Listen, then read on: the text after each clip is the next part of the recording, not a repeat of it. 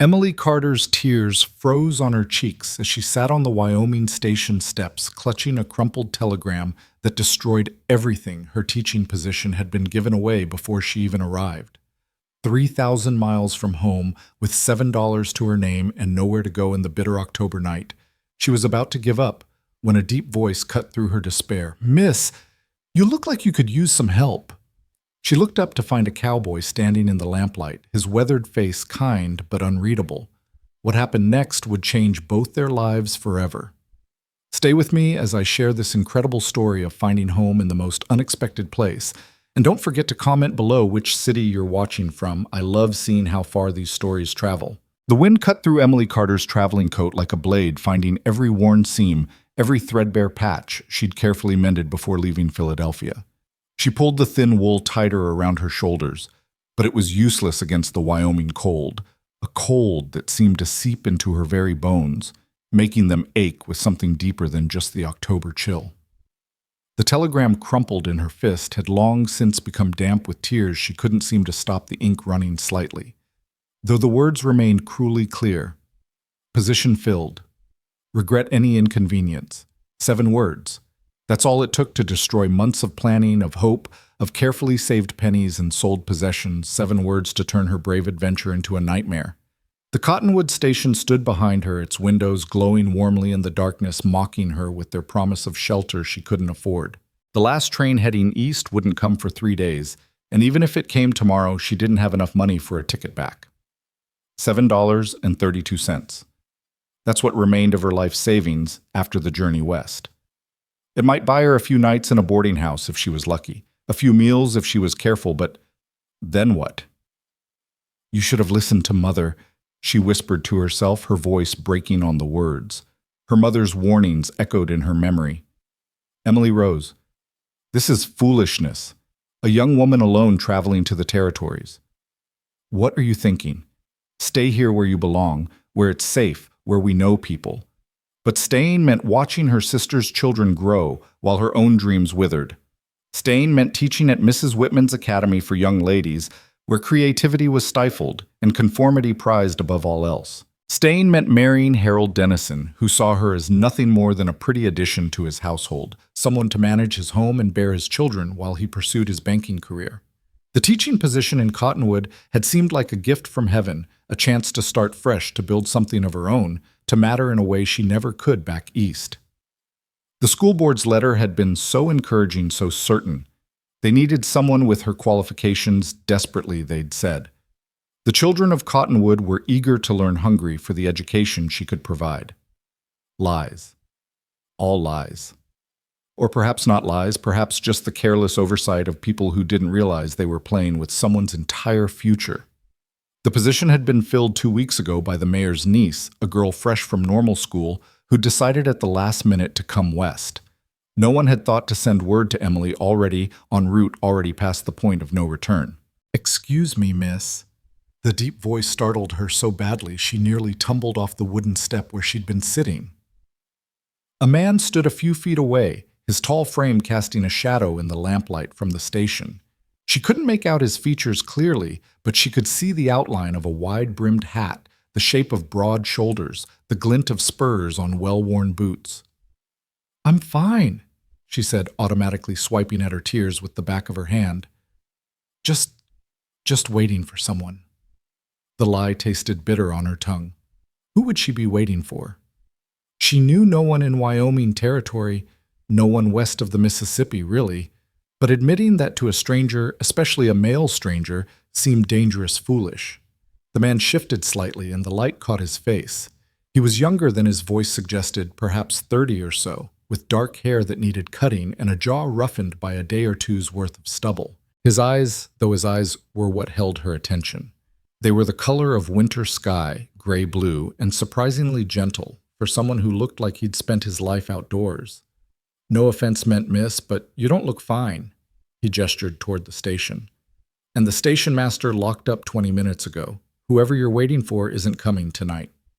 Fresh tears threatened, and Emily bit her lip hard to keep them back. She would not cry in front of this stranger. She would not. That's none of your concern, sir." She tried to put steel in her voice, the same tone she'd used with unruly students back in Philadelphia, but it came out wavering weak. The man studied her for a long moment, then slowly removed his hat. His hair was indeed too long, curling slightly over his collar, and in the lamplight she could see lines around his eyes, laugh lines her grandmother would have called them, though this man's face seemed built for seriousness. "Name's Luke Harrison," he said simply. "I run the livery stable here in Cottonwood. And while you're right that your business isn't my concern, I can't walk away and leave a lady sitting in the cold at this hour. It wouldn't be right. I told you I'm waiting for someone. Yes, you said." He replaced his hat and crossed his arms. "Here's the thing, miss. Temperature's dropping fast tonight. First real cold snap of the season. You stay out here much longer dressed like that and Doc Murphy will be treating you for pneumonia come morning. That is assuming someone finds you before then." The brutal honesty of his words hit her like a slap. She wanted to argue to maintain some shred of dignity, but what was the point? He was right. She was alone, nearly penniless, and completely unprepared for a Wyoming winter night. I don't have anywhere to go," she admitted the words barely above a whisper. "The teaching position I came for. It's been filled. I don't know anyone here. I have a little money, but not enough for—" She couldn't finish. Not enough for anything that mattered. Not enough to go home. Not enough to start over. Not enough. Luke Harrison was quiet for a moment. Then he took a step closer, though still maintaining a respectful distance. "What's your name, Miss—" Emily. Emily Carter." "Well, Miss Carter, my sister runs a boarding house about 3 blocks from here. Nothing fancy, but it's clean and warm, and Sarah's a good cook. I'm heading that way now. I could walk you over, introduce you. She might be willing to work something out for the payment, maybe let you help with chores in exchange for a few nights' stay while you figure things out." Pride warred with desperation in Emily's chest. She'd never taken charity in her life, had worked for everything she'd ever had. But this wasn't Philadelphia where she knew the rules, knew how to navigate. This was Wyoming, wild and cold and unforgiving. I couldn't impose, no imposition. Sarah's always complaining she needs more help, especially with the washing. And he paused, seeming to choose his words carefully. "Look, Miss Carter, I don't know your story, don't need to know it, but I've seen that look before, the one you're wearing. Saw it on plenty of faces after the war, people who'd lost everything and didn't know how to start over. Sometimes accepting help isn't weakness. Sometimes it's the bravest thing you can do." The war. She noticed now what she'd missed before, a slight favoring of his left leg when he shifted his weight, the kind of subtle compensation that came from an old injury. He'd served then, seen things, survived things. "You were in the war?" she asked, partly to delay the decision, partly from genuine curiosity. 3 years with the Colorado First. Came home to find the ranch sold for taxes and my folks gone to fever." His voice was matter-of-fact, but she heard the old pain beneath it. "Started over with nothing but a discharge paper and a lame horse. That was 6 years ago. Now I've got the livery, a little house on the edge of town, and a life that's mine. Point is, Miss Carter, everybody needs help sometimes. No shame in it." A gust of wind sent dead leaves skittering across the platform, and Emily shivered violently. Her fingers had gone numb despite being clenched into fists, and she could no longer feel her toes in her thin boots. "All right," she said, standing on unsteady legs. "If your sister truly wouldn't mind. She'll probably talk your ear off, truth be told. Sarah doesn't get much female company, at least not the educated kind." He offered his arm, a gesture so naturally gallant it made her chest tight with homesickness for the mannered world she'd left behind. "Come on, let's get you warm." Emily hesitated only a moment before placing her hand on his arm. The wool of his coat was rough beneath her fingers, but warm, solid. Real in a way nothing had felt since she'd received that terrible telegram. They walked in silence for a few minutes, Emily struggling to keep up with his long stride, despite his obvious effort to go slowly. The streets of Cottonwood were mostly dark, with only occasional rectangles of light spilling from windows. Somewhere a dog barked, and farther off she could hear piano music and laughter. A saloon, probably, though Luke steered them away from that part of town. "How long were you traveling?" he asked suddenly. 8 days. Train to Cheyenne, then the stage here. 8 days of hope and anticipation, she thought bitterly. 8 days of imagining her new classroom, her new students, her new life. From back east, Philadelphia, he whistled low. That's a fair piece, family there. My mother, a sister, who would both say they'd told her so, who would welcome her back with a mixture of relief and disappointment. Her mother would resume her campaign for Harold Dennison. Her sister would offer sympathy while secretly glad that Emily's adventure had failed, proving that the safe conventional path was the only sensible one. They know where you are. I sent a letter from Cheyenne telling them I'd arrived safely. Another bitter irony. By the time they received word of her failure, she'd probably already be on her way home if she could find a way to afford the passage. Luke stopped in front of a 2-story frame house painted white, though the paint was peeling in places. A sign hung by the door, Harrison's Boarding House Clean Rooms, Good Food, Fair Prices. Light glowed warmly from the windows, and Emily could smell something delicious, bread perhaps, or pie.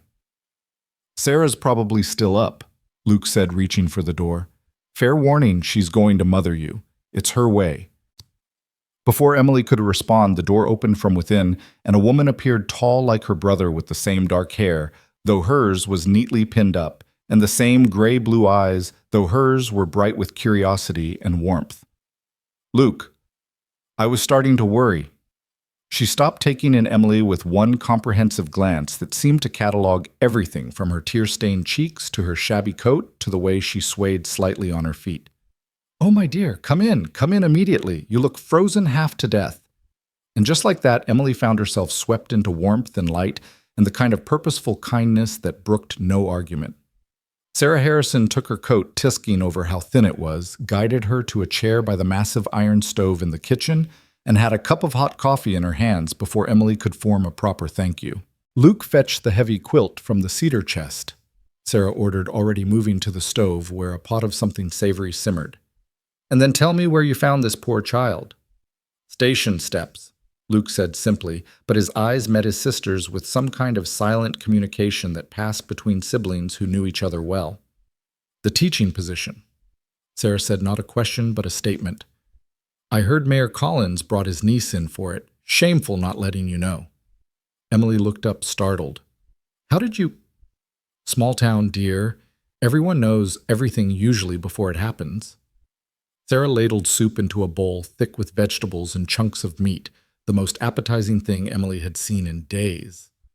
Eat first, then we'll sort out the rest. I can pay... Emily started, but Sarah waved her off. Eat, she said firmly. Luke, sit down. You haven't had supper either, I'd wager.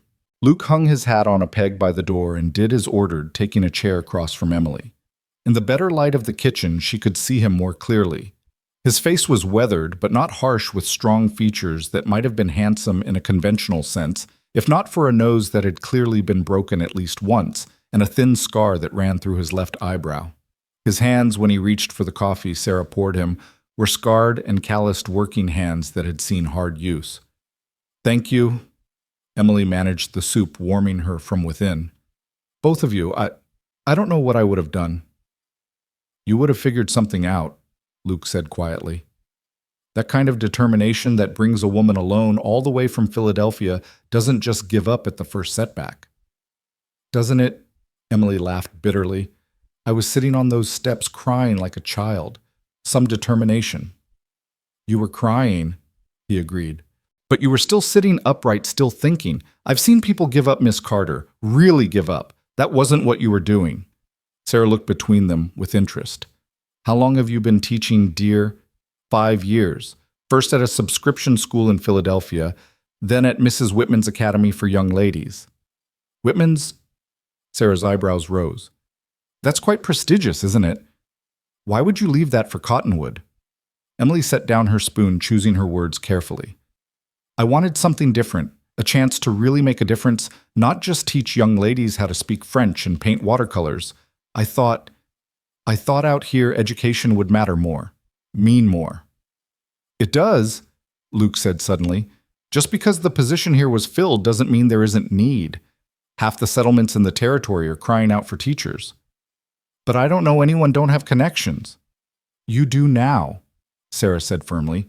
You know us. And tomorrow, after you've had a proper night's rest and a good breakfast, We'll put our heads together and figure out your next step. Luke knows everyone within 50 miles hazard of running the only livery stable. Someone somewhere needs a teacher. I can't impose on you like that. Child, Sarah interrupted. Do you see any other boarders here? This place has been half empty since the railroad rumors turned out false. I could use the company and the help if you're willing. Room and board in exchange for helping with cleaning and cooking plus a small wage. That would give you time to find a proper position. Emily's throat tightened. Why would you help a complete stranger? The siblings exchanged another look. We've been strangers in need ourselves, Sarah said softly. After our parents died after Luke came home from the war, we had nothing but each other and the kindness of people who didn't have to help but did anyway. Pastor Mills, who let us sleep in the church that first winter. Mrs. Chen at the general store, who extended credit she knew we might never repay. Tom Brennan, who sold Luke the livery business for half what it was worth and gave him a year to pay it off. That's how it works out here, dear. We help each other or we don't survive. Besides, Luke added with the ghost of a smile, Sarah's been complaining for months that she needs intelligent conversation. You'd be doing us a favor, really. Luke Harrison, I do not complain, Sarah protested, but she was smiling too. Emily looked between them, these siblings who had carved out a life from nothing, who offered help without judgment or pity. The soup was warming her stomach, the quilt Luke had brought warming her shoulders, but it was their matter-of-fact kindness that began to thaw something frozen inside her chest. All right, she said quietly. If you're certain. We're certain, Sarah said briskly. Now finish your soup and I'll show you to your room. Nothing fancy, but the bed's comfortable and the room's warm. Tomorrow we'll wash that traveling dress and see what we can do about finding you something warmer to wear. Can't have you catching pneumonia before we find you a school full of children to teach. As Sarah bustled about chattering about meal times and house rules and which merchants in town were trustworthy, Emily caught Luke watching her with those serious, gray-blue eyes. When their gazes met, he nodded slightly, a small gesture of encouragement that somehow steadied her more than all the practical help. Maybe she hadn't failed. Maybe this was simply a detour on a journey she couldn't yet see the end of. Later, alone in the small but clean room Sarah had shown her to Emily, sat on the edge of the bed and finally allowed herself to fully feel the events of the day. This morning, she'd awakened on the stage full of hope. Tonight, she was dependent on the kindness of strangers, her future uncertain. But she was warm, she was safe. And downstairs, she could hear Sarah and Luke talking quietly. Their voices, a comfortable murmur that reminded her of home, not the home she'd left, but something else. Something that might become home, if she let it. A soft knock on the door interrupted her thoughts. Miss Carter! It was Luke's voice. Sorry to disturb you. Sarah wanted me to bring up an extra blanket. Nights get cold here. She opened the door to find him holding a thick wool blanket, obviously hand-woven. He offered it somewhat awkwardly, clearly uncomfortable being at a lady's bedroom door, even on an errand of mercy. Thank you, she said, taking the blanket. Mr. Harrison Luke, I wanted to say what you did tonight, finding me, bringing me here. I won't forget it. He shifted his weight, that subtle favoring of his left leg again. Anyone would have done the same. No, Emily said firmly. They wouldn't have. I've lived in Philadelphia all my life, and I can tell you that most people would have walked right past. What you and your sister are doing, it's extraordinary. He looked uncomfortable with the praise. It's necessary, he corrected. Out here we take care of each other, or we perish. Simple as that. But Miss Carter, he paused, seeming to choose his words, don't give up on teaching. The children out here, they need someone like you. Someone who came all this way because she believed in something more than just collecting a wage. How do you know what I believe in? Same way I know you won't give up, even though right now you think you might. It's in your eyes. My ma used to say you could tell everything about a person by their eyes. You're a safe fighter even when you're crying. Before Emily could respond, he touched the brim of his hat and turned away. Good night, Miss Carter. Things will look better in the morning. They always do. She stood in the doorway watching him navigate the narrow hallway with that slight, careful limp. A man who'd lost everything and built it back. A man who stopped to help strangers on cold nights. A man who saw her as a fighter even when she felt defeated. "Good night, Mr. Harrison," she called softly. "And thank you. Again." He paused at the top of the stairs, glanced back. "Luke," he said. "Just Luke is fine." Then he was gone, and Emily closed her door, pressed her back against it, and for the first time since receiving that terrible telegram, felt something that might have been hope. The room was simple. A bed with an iron frame, a washstand with pitcher and bowl, a small wardrobe, one chair, and a narrow window that looked out onto the main street. But it was clean as promised and warm from the heat rising from the kitchen below. Sarah had left a nightgown on the bed, worn but soft smelling of lavender and soap. Emily changed slowly, her fingers fumbling with buttons, exhaustion finally catching up with her. 8 days of travel. The emotional blow of the lost position. The fear and cold of the evening, it all seemed to hit at once, leaving her barely able to stand. But as she slipped between sheets that smelled of sunshine and fresh air, she thought about Luke's words. "The children out here need someone like you." Maybe he was right. Maybe this wasn't an ending, but a beginning she simply hadn't expected. Outside, she could hear the town settling for the night horses in the livery stable. Luke ran a dog barking somewhere, the distant piano from the saloon finally falling silent. Different sounds than Philadelphia's nighttime symphony of carriages and gaslight, and too many people pressed too close together. Here there was space, silence, room to breathe.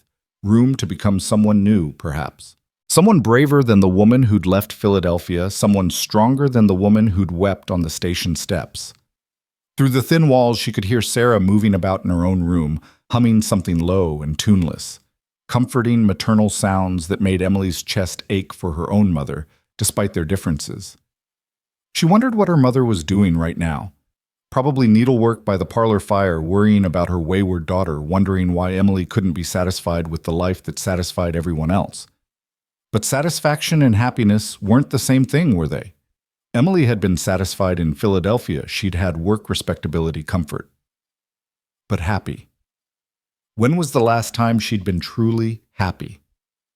Maybe watching little Susan Parker finally understand long division, her face lighting up with comprehension. Or the time she'd convinced the Academy's board to let her teach Shakespeare to the older girls. Really teach it, not just have them memorize pretty speeches. Those moments had been rare, though bright spots in a gray routine of proper behavior and limited expectations. Out here, even with all its uncertainty and hardship, she'd felt more alive in one day than in the past year in Philadelphia. A coyote howled somewhere in the distance, a wild, lonely sound that should have frightened her but didn't. It was just another voice in this new world, no more threatening than the city sounds she'd grown up with. Perhaps less so, at least here, the dangers were honest ones. Cold and distance and weather, not the slow suffocation of a life lived within boundaries drawn by others. Emily pulled the quilts up to her chin, Sarah's quilt, Luke's blanket, layers of warmth provided by strangers who asked nothing in return except that she not give up. Tomorrow she would earn her keep, would help Sarah with whatever was needed. She would write to her mother, though what she would say she didn't yet know. She would begin again because that's what Luke had done, what Sarah had done, what people did out here, where failure meant death. And so you simply didn't fail. You adapted. You survived. You helped others do the same. And maybe if she was very lucky, you found a new kind of home, one you chose, rather than inherited, one you built, rather than simply occupied. The last thing she heard before sleep took her was Luke's wagon pulling into the livery stable. The creak of wooden doors, the low murmur of his voice as he spoke to the horses. He'd gone back out into the cold after bringing her the blanket back to work that probably never ended. A man who knew about starting over, about building something from nothing. Tomorrow, she thought drowsily.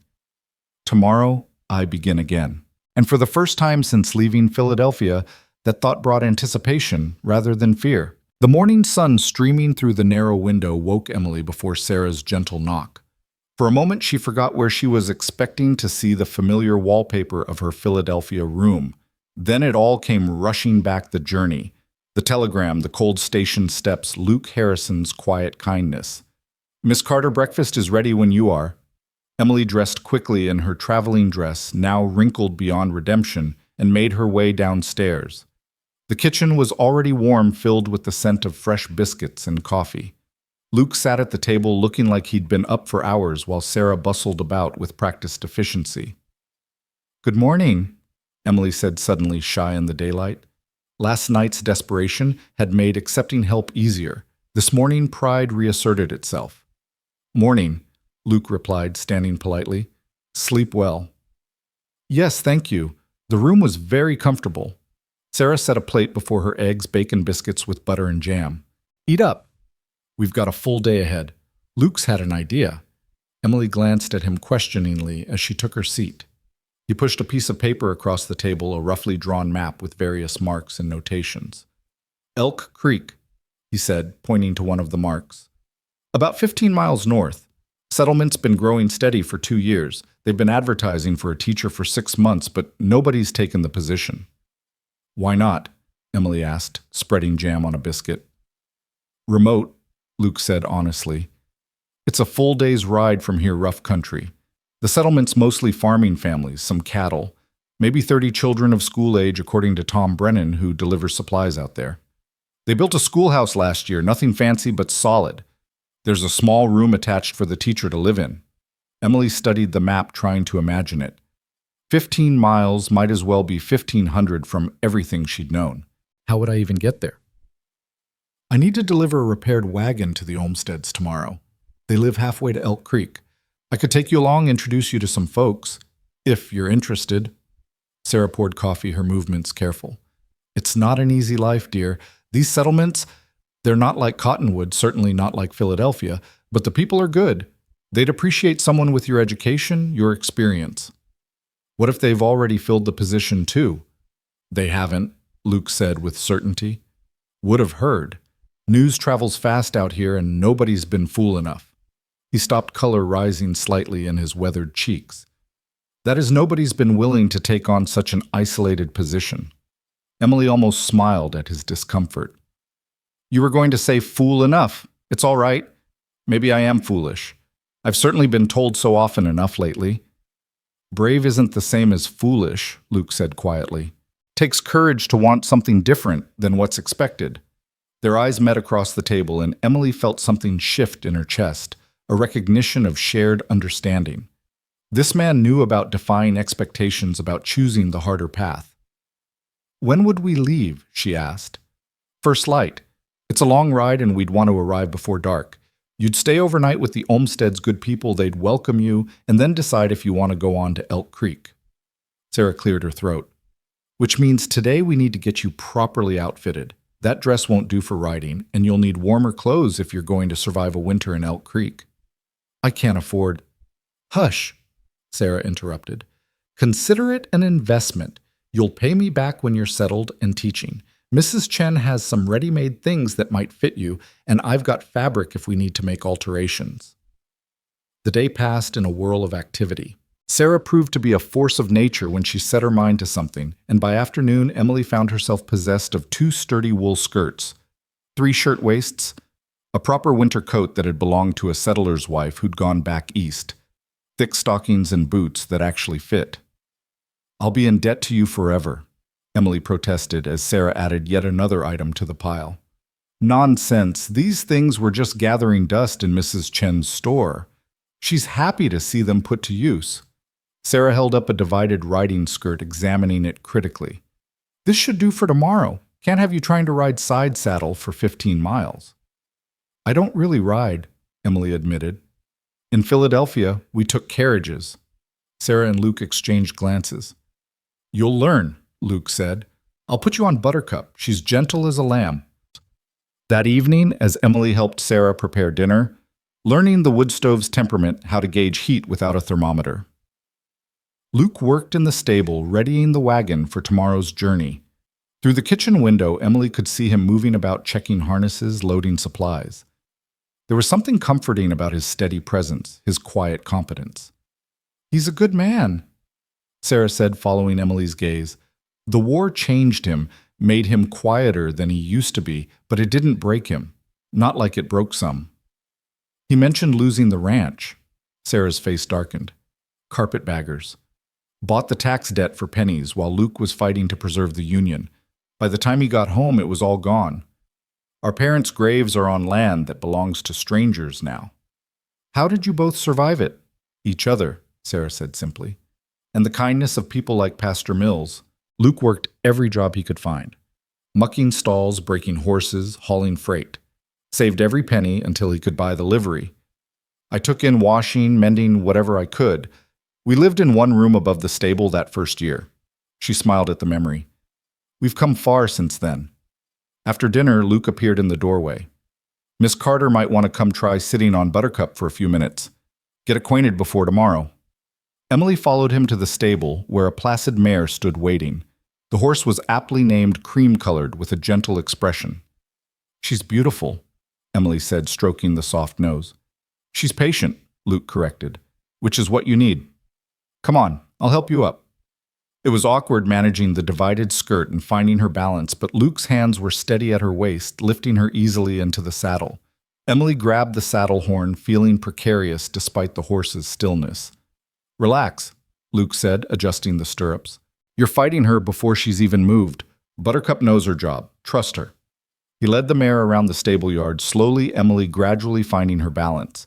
His hand stayed on the bridle close enough to grab her if she started to fall, but his presence was reassuring rather than hovering.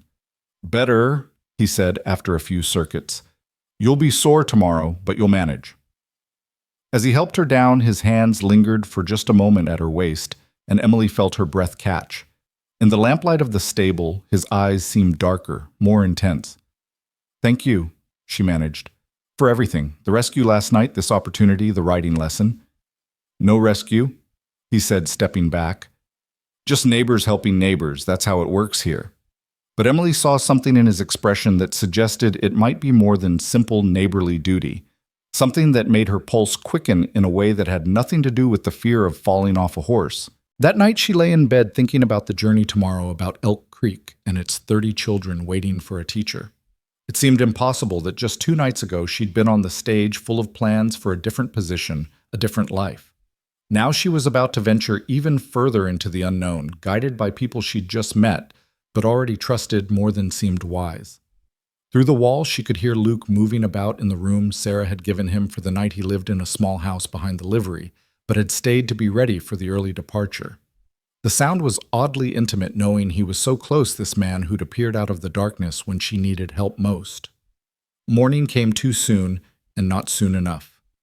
Emily, dressed in the divided skirt and warm layers Sarah had procured, her fingers trembling slightly with nerves. Downstairs, Luke was already loading the wagon while Sarah packed food for the journey. You don't have to go, Sarah said quietly. There's no shame in staying here helping me with the boarding house until something else comes along. Emily looked out the window at Luke, checking the horse's hooves with practiced care. I know, but I think I need to see what's out there. I came west for something different. Maybe Elk Creek is it. Sarah hugged her impulsively. You've got courage, Emily Carter. More than you know. The sun was just breaking the horizon when Luke helped Emily onto Buttercup. He'd attached a lead rope to the mare's bridle, tying it to his own saddle, a consideration that touched her. Ready? He asked, mounting his own horse, a rangy bay gelding. Emily nodded, not trusting her voice. Ready or not, she was going. The first few miles were torture. Every muscle she didn't know she had screamed in protest, and she had to concentrate on simply staying upright. Luke set an easy pace, checking on her frequently without making her feel incompetent. Gets easier, he said after one particularly ungraceful moment when Buttercup stepped over a fallen branch. When? Emily gasped. About the time we reach Elk Creek, he said, and she thought she caught the ghost of a smile. As they rode, the landscape opened up around them in a way that took Emily's breath away. She'd seen countryside from the train and stage, but this was different. This was immersion. The sky seemed impossibly vast, stretching from horizon to horizon, without a single building to break its sweep. Hawks circled overhead, and she could hear meadowlarks calling from the tall grass. It's so empty, she said, then immediately regretted it. I mean, not empty, just big, Luke finished. Yeah, it takes some getting used to. First time I saw the ocean during the war reminded me of home, all that space with nothing to fill it but possibility. You've seen the ocean. Briefly, we were stationed near the coast for a few weeks. Most of the boys had never seen so much water. I kept thinking it looked like the prairie, only blue instead of gold. They stopped at midday by a small stream to water the horses and eat Sarah's packed lunch. Emily practically fell off Buttercup, her legs barely supporting her. Walk around a bit, Luke advised. Work out the stiffness. She hobbled along the stream bank while he tended the horses. The water was clear enough to see stones on the bottom, nothing like the murky rivers she knew back east. Mountain runoff, Luke explained, joining her. Snowmelt from the peaks, stays cold even in summer. It's beautiful, Emily said, then laughed. I keep saying that about everything. Because it is. He picked up a flat stone, skipped it across a deeper pool. Different kind of beautiful than what you're used to, I expect. But beautiful all the same. Emily found her own stone, tried to skip it. It sank immediately. Like this, Luke said, moving behind her, his hand covering hers to show the proper wrist motion. Side arm, not overhand. She was acutely aware of his presence, the warmth of him against her back, his breath near her ear. The stone flew from her hand, skipping twice before sinking. Better, he said, stepping away quickly, as if he too had felt the sudden charge between them. They reached the Olmsted Ranch by late afternoon. It was a modest spread, a 2-story house, a barn corrals with a few horses, fields stretching toward distant mountains. Children came running as they approached, 4 of them, ranging from perhaps 5 to 12. Mr. Luke! Mr. Luke! The youngest shouted. Did you bring our wagon? Sure did, Samuel, Luke said, dismounting. Your paw around. A man emerged from the barn, tall and lean with sun-weathered features. Luke, good to see you. This the new teacher we heard about? Emily was startled. Heard about? Luke looked slightly embarrassed. Sent word ahead with Tom Brennan yesterday. Figured it would be good if folks knew you were coming. The evening with the Olmsteds passed pleasantly. Mary Olmsted was a cheerful woman who seemed thrilled to have female company, and the children peppered Emily with questions about Philadelphia, about schools, about everything. We've been teaching them at home, Mary confided, but there's only so much I can do with the farm work and the baby. She gestured to the infant sleeping in a cradle by the fire. Elk Creek needs a real teacher so badly. What happened to the last one? Emily asked. Mary and her husband Jacob exchanged glances. There hasn't been a last one, Jacob said. We built the schoolhouse hoping someone would come. You'd be the first. The weight of that responsibility settled on Emily's shoulders. Not replacing someone, but beginning something entirely new.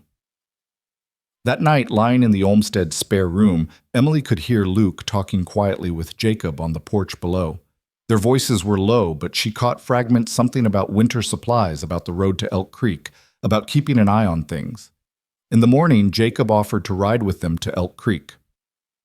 Want to see about selling some cattle to the settlement, he explained, but Emily suspected it had more to do with Luke's request to keep an eye on things. The road to Elk Creek was rougher than yesterday's journey. They had to ford 2 streams, navigate rocky passages that had Emily clinging to the saddle horn. But then they crested a rise, and there it was. Elk Creek spread out in a valley below them, perhaps 24 buildings clustered along an actual creek, with farms spreading out like spokes from the central hub.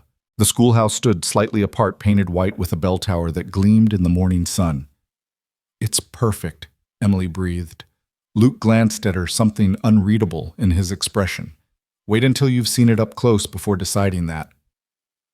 But as they rode down into the settlement, Emily's first impression only strengthened. The buildings were simple but well-maintained. Gardens showed careful tending. Children played in yards while women hung washing and men worked in the fields. It was alive in a way that had nothing to do with size or sophistication. Word of their arrival spread quickly. By the time they reached the schoolhouse, a small crowd had gathered. A man who introduced himself as Robert Mackenzie, apparently the informal leader of the settlement, stepped forward. Miss Carter, we heard you might be coming. Can't tell you how happy we are to see you. Emily dismounted with more grace than she'd managed yesterday, though her legs still shook. Mr. Mackenzie, I understand you need a teacher. Desperately, he said frankly. We've got 32 children of school age, more coming as families settle. We can offer $60 a month plus the teacher's quarters and meals provided by families on a rotating basis. Emily blinked. It was more than she'd made at Mrs. Whitman's academy. I'd like to see the schoolhouse, if I may.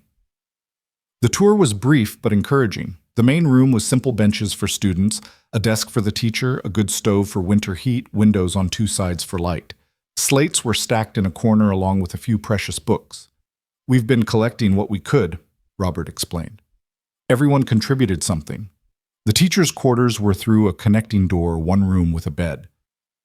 Small stove table, 2 chairs, and a trunk for belongings. Basic, but clean and private. When would you need an answer? Emily asked. Take all the time you... Now, interrupted a woman who'd pushed to the front of the crowd. We need an answer now. Our children have waited long enough. Emily looked at the faces around her, hopeful, determined, desperate for what she could offer.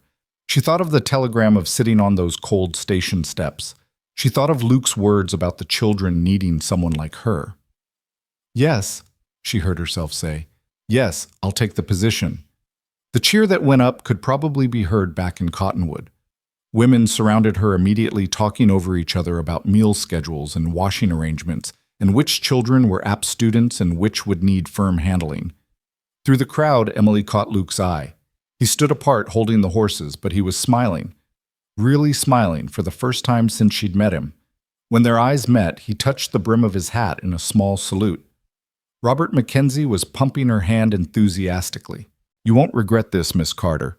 Elk Creek takes care of its own. When can you start? I need to collect my things from Cottonwood, Emily said, reality setting in. Perhaps a week. I can bring her belongings out, Luke said, stepping forward, along with any supplies she needs for the school.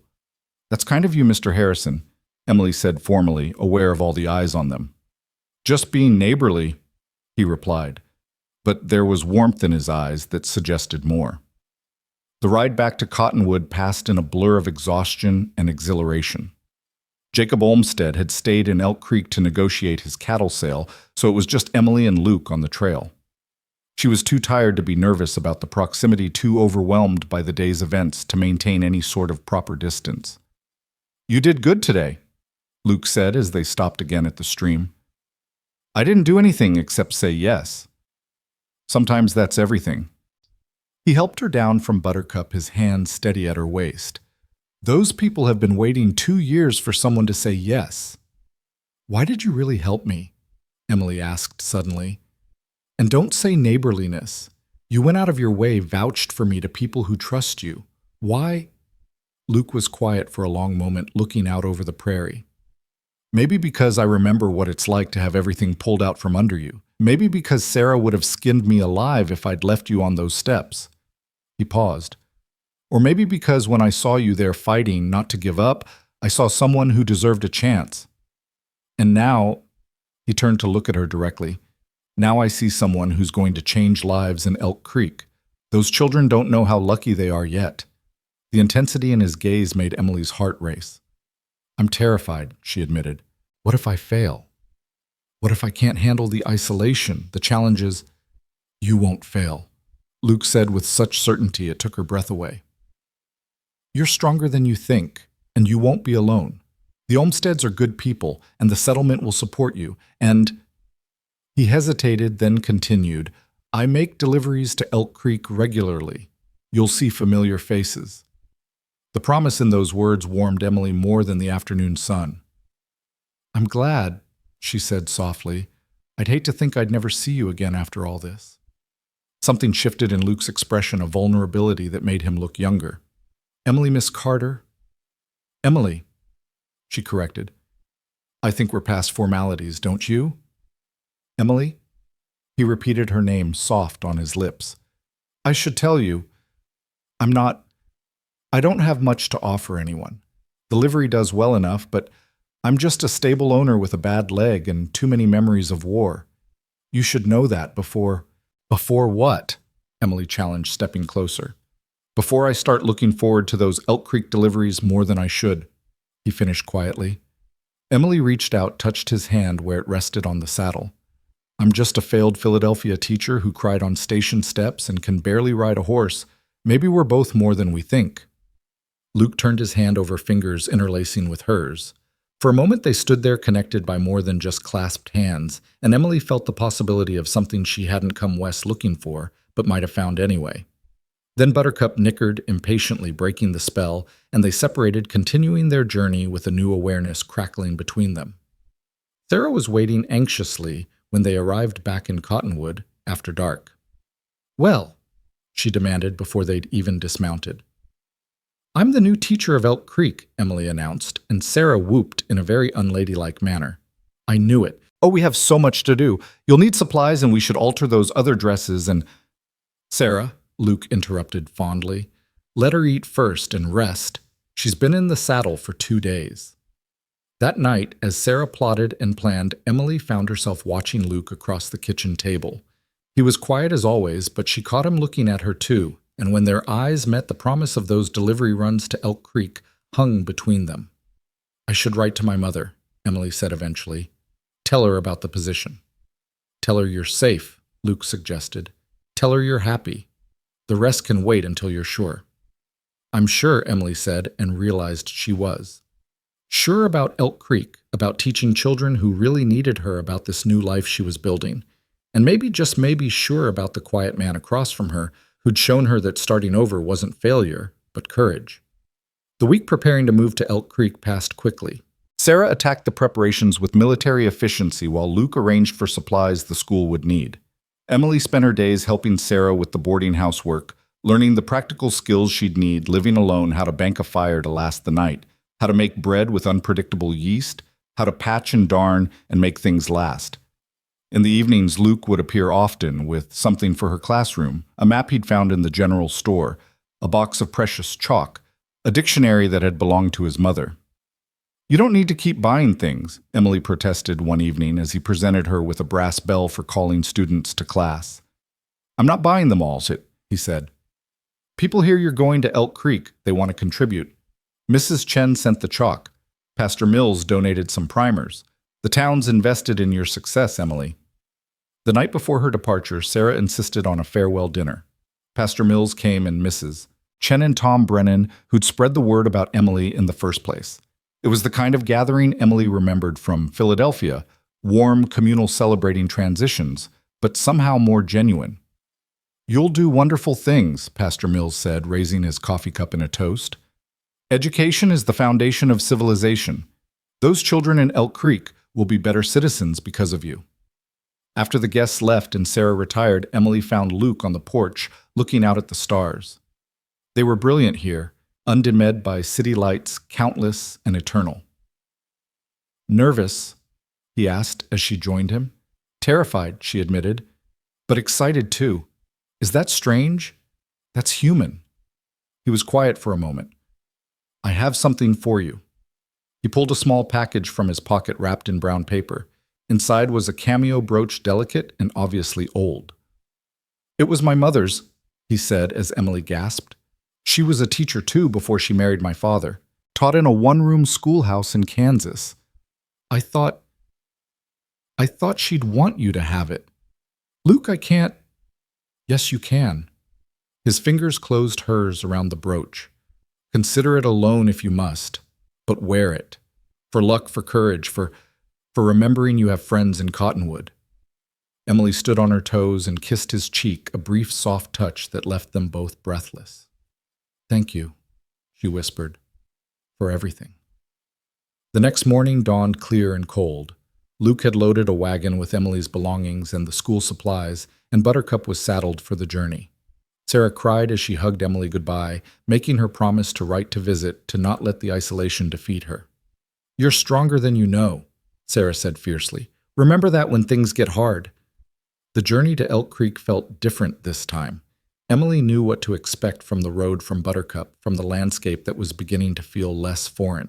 Luke was quieter than usual, and she wondered if he was feeling the same bittersweetness. She was glad for her opportunity, but aware that it meant separation. When they reached Elk Creek, it seemed the entire settlement had turned out. Children ran alongside the wagon, women called out greetings, men nodded respectfully. Emily's new life was beginning with an audience, with expectations, with hope she prayed she could fulfill. Luke helped unload her belongings into the teacher's quarters, arranging furniture, stacking books, making sure the stove was working properly. When everything was done, he stood awkwardly by the door. "I'll be back in 2 weeks with supplies for Brennan's store," he said. "If you need anything before then, send word with anyone heading to Cottonwood." "I will," Emily promised. Then, because the children were watching through the windows and propriety mattered here, she offered her hand formally. "Thank you, Mr. Harrison, for everything." He took her hand, held it perhaps a moment longer than necessary. "Good luck, Miss Carter, though you won't need it." Then he was gone, and Emily stood in her new home, her new classroom, her new life. Through the window, she watched his wagon disappear over the rise, already counting the days until his return. That evening, as she prepared her first lessons by lamplight, Emily fingered the cameo brooch pinned to her collar. 2 weeks ago, she'd been nobody going nowhere crying on cold station steps. Now she was Miss Carter, teacher of Elk Creek, wearing a piece of history given by a man who saw her strength when she couldn't see it herself. Outside, she could hear families settling in for the night, children being called to bed, dogs barking, life continuing in its eternal rhythm. Tomorrow, 32 children would walk through her door expecting her to teach them not just reading and arithmetic, but how to be citizens of this vast, challenging, promising land. Emily opened her mother's letter, the one that had arrived just before she left Cottonwood. It was full of worry, disappointment, confusion about her choices. But at the bottom in her mother's careful script were words that brought tears to Emily's eyes. "Though I don't understand your path, I pray you find what you're seeking." Looking around her simple room, thinking of Luke's promise to return, of Sarah's fierce friendship of children eager to learn, Emily thought she might have found it already. Not what she'd come west seeking, but something better, more real, more hers. The candle flickered in a draft from under the door, and Emily rose to bank the fire for the night. Tomorrow would bring challenges she couldn't yet imagine, but tonight she was home. Not the home she'd planned, but the home she'd needed.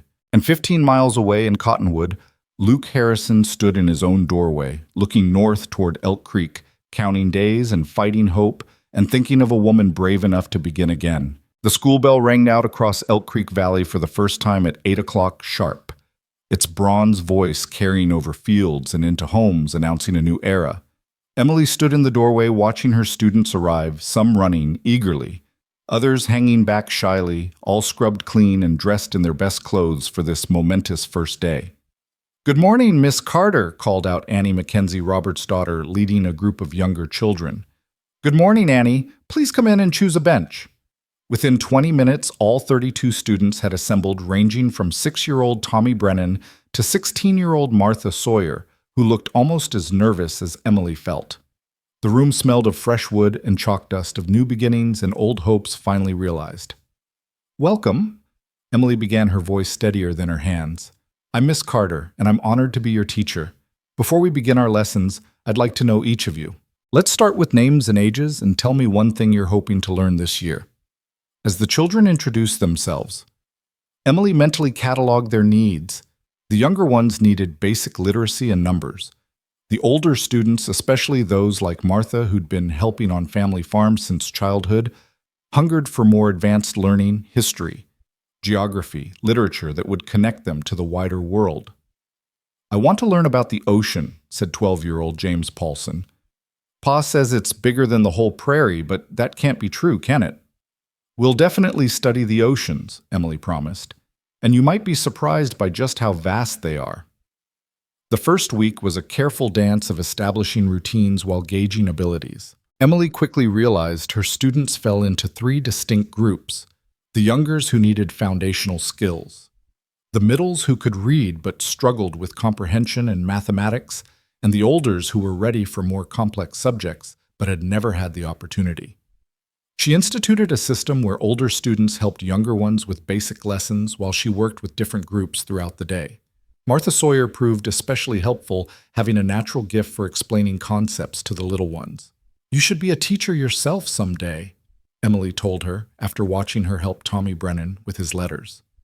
Martha blushed. "Women don't do much besides marry out here, Miss Carter. Except for you." "Times are changing," Emily said gently. "You could go to normal school, come back and teach. Elk Creek will grow." They'll need more than one teacher eventually. The girl's eyes lit up with possibilities she'd never considered before. By the end of the second week, Emily had established a rhythm. Mornings for reading and writing, afternoons for arithmetic and geography with history and natural science woven throughout. She'd started a lending library with the few books available, allowing students to take them home one night at a time. It was Friday afternoon when she heard the familiar creak of wagon wheels and looked up to see Luke Harrison pulling into the schoolyard. Her heart jumped in a way that had nothing to do with surprise. She'd been counting the days, though she'd never admit it aloud. The children pressed against the windows, excited by any break in routine. "Is that your beau, Miss Carter?" asked Sarah Olmsted with the frankness of 10-year-olds everywhere. "That's Mr. Harrison from Cottonwood," Emily said firmly, though her cheeks warmed. "He brings supplies to the settlement. Now, everyone back to your readers. School isn't dismissed for another hour." But concentrating proved impossible, especially when Luke knocked and entered hat in hand, looking wonderfully familiar in his work clothes and patient expression. "Sorry to interrupt, Miss Carter. Got those books you ordered from Denver. Thought you'd want them right away." "Books?" Emily stood smoothing her skirts. "I didn't order any books." "Must have been a mistake then," Luke said, but his eyes twinkled in a way that said otherwise. "Got your name on the package, though. Best have a look." Emily opened the crate he carried in, gasping at the contents. A complete set of McGuffey readers, a new Atlas III arithmetic texts, and wonder of wonders, a volume of Shakespeare's plays. "Luke," she breathed, forgetting formality in front of the students. "This must have cost anonymous donation," he said quietly. "Someone in Cottonwood who believes in education. That's all Tom Brennan told me." But Emily saw Sarah's hand in this, probably with Luke's wallet behind it. Tears pricked her eyes as she ran her fingers over the precious books. "Children, come see," she called, and they swarmed forward, eager to touch the new treasures. While the students explored the books, Luke drew Emily aside. "How are you really? Sarah worries you're not eating enough, working too hard." "I'm wonderful," Emily said honestly. "Tired, certainly. But Luke, these children are so eager to learn. Yesterday, James Paulson stayed after school for an hour just to look at the maps. Martha Sawyer has read every book twice. Even the resistant ones are starting to come around." "You've got chalk dust in your hair," Luke said softly, reaching up to brush it away. The gesture was so intimate, so unexpected, that Emily forgot to breathe. "Miss Carter, is this really a book with plays in it?" Tommy Brennan's voice broke the moment. "Yes, Tommy. Shakespeare wrote them to be performed on stage. Perhaps we could put on scenes for the Christmas program." The idea caught fire immediately, children chattering about costumes and parts, while Luke smiled at Emily's enthusiasm. "I should go," he said. "Got deliveries to make. But Emily, there's a harvest festival in Cottonwood in 3 weeks. Music, dancing, food. Sarah particularly wanted me to invite you. She said to tell you she's already made you a dress for it." "I don't know if I can leave." "It's a Saturday," Luke said. "I could come get you Friday evening, bring you back Sunday afternoon. The Olmsteds already said they'd keep an eye on the schoolhouse." Emily felt the weight of 32 pairs of eyes watching this exchange with interest. "I'll consider it," she said formally, though her heart was already saying yes. After Luke left, the children were impossible to settle. Emily finally gave up on formal lessons and let them spend the last hour exploring the new books while she tried to calm her racing thoughts. That evening, Mary Olmsted appeared at her door with a covered dish and a knowing smile. "Saw Luke Harrison's wagon earlier," she said casually. "Nice man. Widower, you know." Emily nearly dropped the dish. "Widower?" "Lost his wife to fever 6 years back just before he went to war. They'd only been married a year. Tragic thing. He hasn't looked at another woman since, according to my cousin in Cottonwood." Mary's eyes sparkled. "Until now, perhaps." After Mary left, Emily sat by her window, looking out at the vast prairie, processing this information. Luke had lost even more than she'd realized, parents' ranch wife. Yet he'd rebuilt, survived, even thrived. And now he was bringing her books, brushing chalk from her hair, inviting her to festivals. The next 3 weeks fell into a pattern that began to feel like home. Teaching filled her days with purpose and joy. Evenings brought visits from various families, each taking turns providing her meals and company. She learned their histories, their hopes, their fears for their children. Robert Mackenzie spoke of his dream to see Elk Creek become a proper town with businesses and churches and civilization. Hans Mueller, who'd emigrated from Germany, wanted his children to be real Americans with education and opportunity. The Sawyers hoped their sons could someday attend university, their daughter make a good marriage, or become a teacher. Emily always added when the Sawyers mentioned Martha planting seeds of possibility. She wrote long letters to her mother and sister trying to explain this life that bore no resemblance to Philadelphia society. How did she describe the satisfaction of seeing, understanding dawn in a child's eyes, the beauty of prairie sunsets that painted the sky in colors she'd never seen back east, the way silence here wasn't empty but full of wind and birdsong and possibility? She wrote to Sarah, too, carefully. Casual mentions of Luke's visit, knowing his sister would read between every line. The Friday of the Harvest Festival arrived gray and cold with the smell of snow in the air. Emily dismissed school early, the children as excited for her adventure as she was. "You'll dance with Mr. Harrison, won't you?" Martha asked as she helped Emily pack an overnight bag. "I'm going to visit Mrs. Harrison at the boarding house," Emily said primly. "But there will be dancing. Ma says the Harvest Festival has the best dancing all year." Martha's young face was wistful. "I've never been to a real dance." "You will someday," Emily promised, "and you'll have young men fighting for the honor of partnering you." Luke arrived as the sun was setting, dressed in clean clothes, with his hair trimmed and his boots polished. Emily had never seen him look so formally turned out, and it made her stomach flutter in ways that had nothing to do with the wagon ride ahead. "You look lovely," he said simply as he helped her up to the wagon seat. Emily smoothed the wool skirt Sarah had altered for her, glad she'd taken extra care with her hair and worn the cameo brooch. "Thank you. You look very nice yourself." They rode in comfortable silence, at first the prairie spreading out around them in the gathering dusk. Then Luke began pointing out landmarks, telling stories of the land and its settlement. "That rise there? That's where the Cheyenne used to camp before the treaty pushed them north. You can still find arrowheads sometimes." He pointed to a cluster of cottonwoods. "Those trees mark an old creek bed. Water still runs underground there.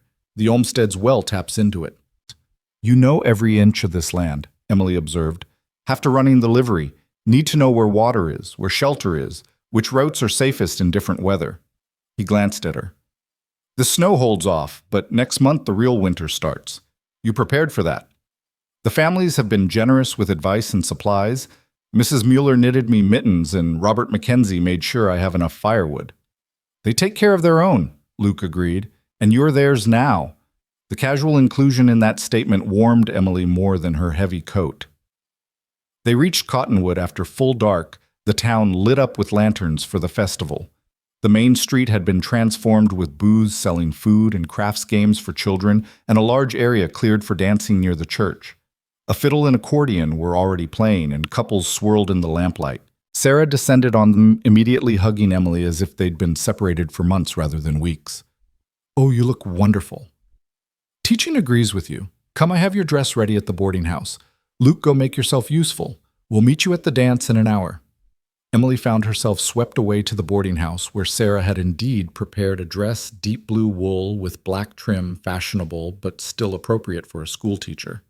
"Sarah, this is too much." "Nonsense, I had the fabric already and you need something special for occasions. Can't have you wearing the same teaching clothes to every social event." Sarah helped her with the buttons. "Now tell me everything. How are the children, the families? And don't think I didn't notice how Luke looked at you." Emily blushed, recounting her weeks in Elk Creek, while Sarah did her hair, pinning it up in a more elaborate style than Emily ever managed alone. "And Luke's been kind bringing supplies and books," Emily finished. "Books you didn't order, I assume?" Sarah smiled knowingly. "That man hasn't spent money on anything but necessities for 6 years. Now suddenly he's buying educational materials." "Interesting." Sarah Mary Olmsted mentioned, she said Luke was married before. Sarah's hand stilled in Emily's hair. "Yes. Rebecca. They were young, only 18 when they married. She died of scarlet fever the first winter. Luke blamed himself for not having enough money for the doctor, though Doc Murphy said there was nothing could have been done." She resumed pinning. He closed himself off after that, then the war came, and when he returned, I thought he'd given up on anything beyond survival. Until you arrived. We're just friends. Emily Carter. That man looks at you like you hung the moon, and you look at him the same way when you think no one's watching. Sarah turned Emily to face the mirror. There. Beautiful. Emily barely recognized herself. The dress brought out her eyes, and Sarah's skilled hands had transformed her usually practical hairstyle into something elegant. She looked like she belonged at a Philadelphia society gathering, yet somehow also like she belonged here in this frontier town where elegance meant something different. The dance was in full swing when they arrived.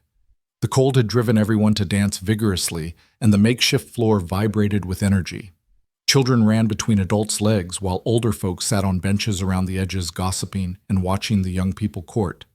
Emily spotted Luke immediately standing with Tom Brennan near the refreshment table. When he saw her, his expression shifted to something she'd never seen before, a mixture of admiration and longing that made her breath catch. He crossed to them immediately, and Tom Brennan whistled low. Miss Carter, you're a vision. No wonder Luke's been making extra trips to Elk Creek. Tom, Luke said warningly, but he was smiling as he offered Emily his arm.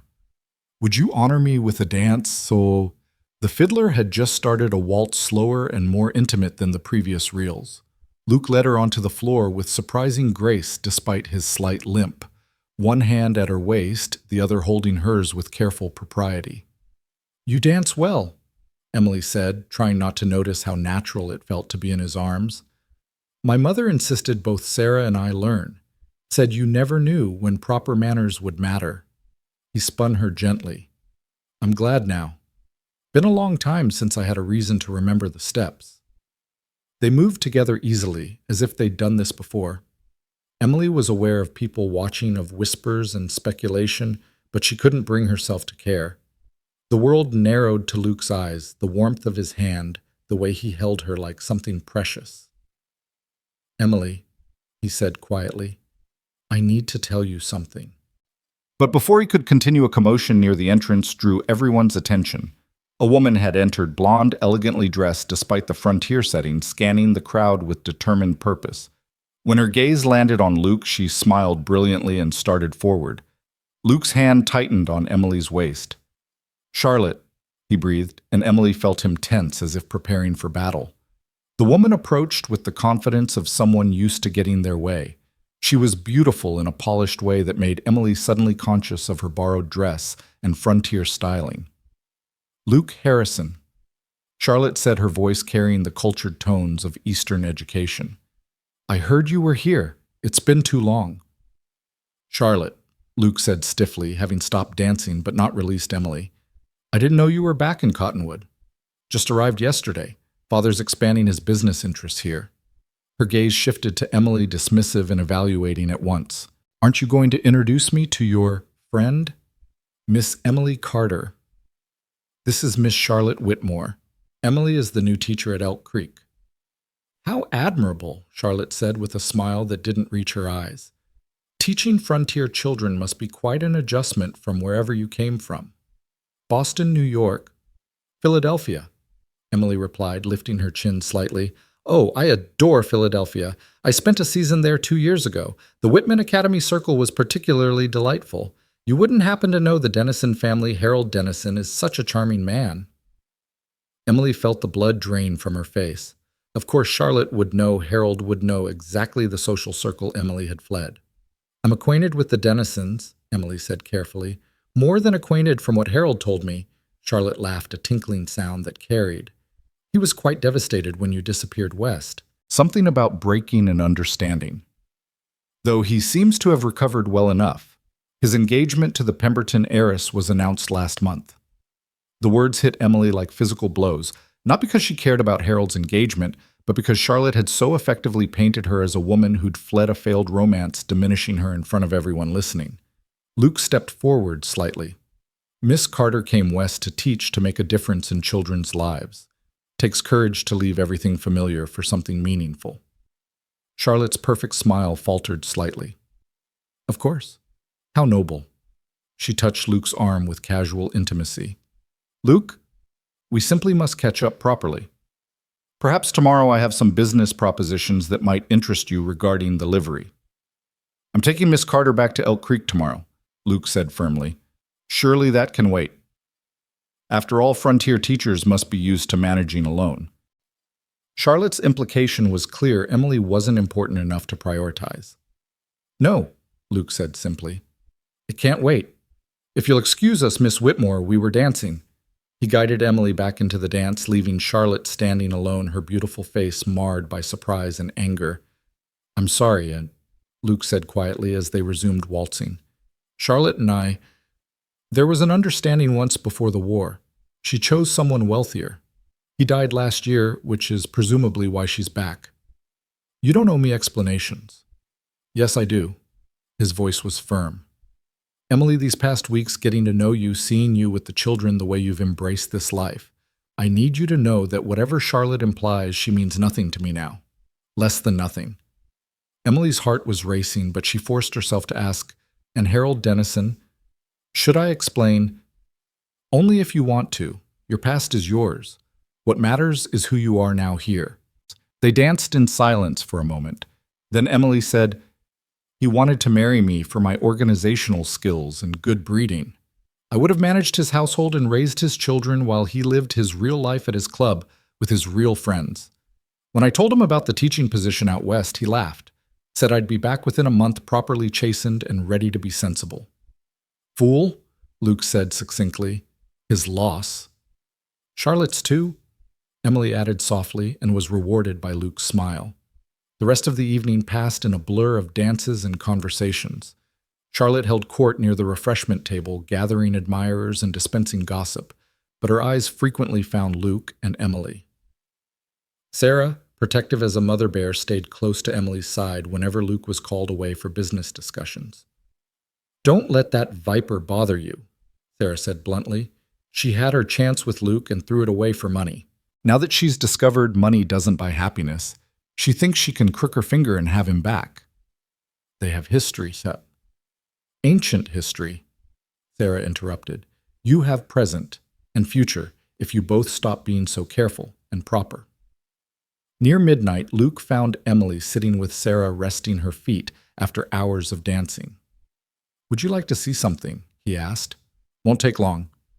Curious Emily followed him outside and down a side street to a small rise at the edge of town. From there they could see the entire valley spread out under stars, the festival lights twinkling below. It's beautiful, Emily breathed. This is where I came when I first got back from the war, Luke said. Everything was gone, Parents' Ranch Rebecca.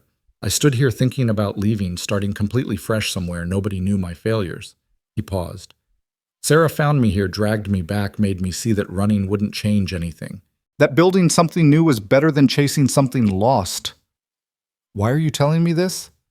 Luke turned to face her. Because I want you to know I understand starting over. And I want you to know that Charlotte showing up doesn't change anything. She's the past. I'm what? Emily prompted when he hesitated. You're the first person who's made me think about the future in 6 years, he said quietly.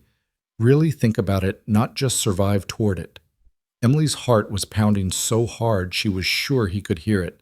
Luke, I know it's too soon, he rushed on. I know you've got your teaching your new life, and you don't need complications. But Emily, I had to tell you before Charlotte fills your head with doubts that you matter to me. More than I expected. More than I probably have any right to. Emily reached up, touched his face gently, feeling the roughness of his jaw, the warmth of his skin. You matter to me too. These past weeks, knowing you'd come with supplies, having that to look forward to, it's been the bright spot that got me through the hard days. He covered her hand with his, pressing it against his cheek. There's no rush. I know you need time to establish yourself, to be sure this life is what you want.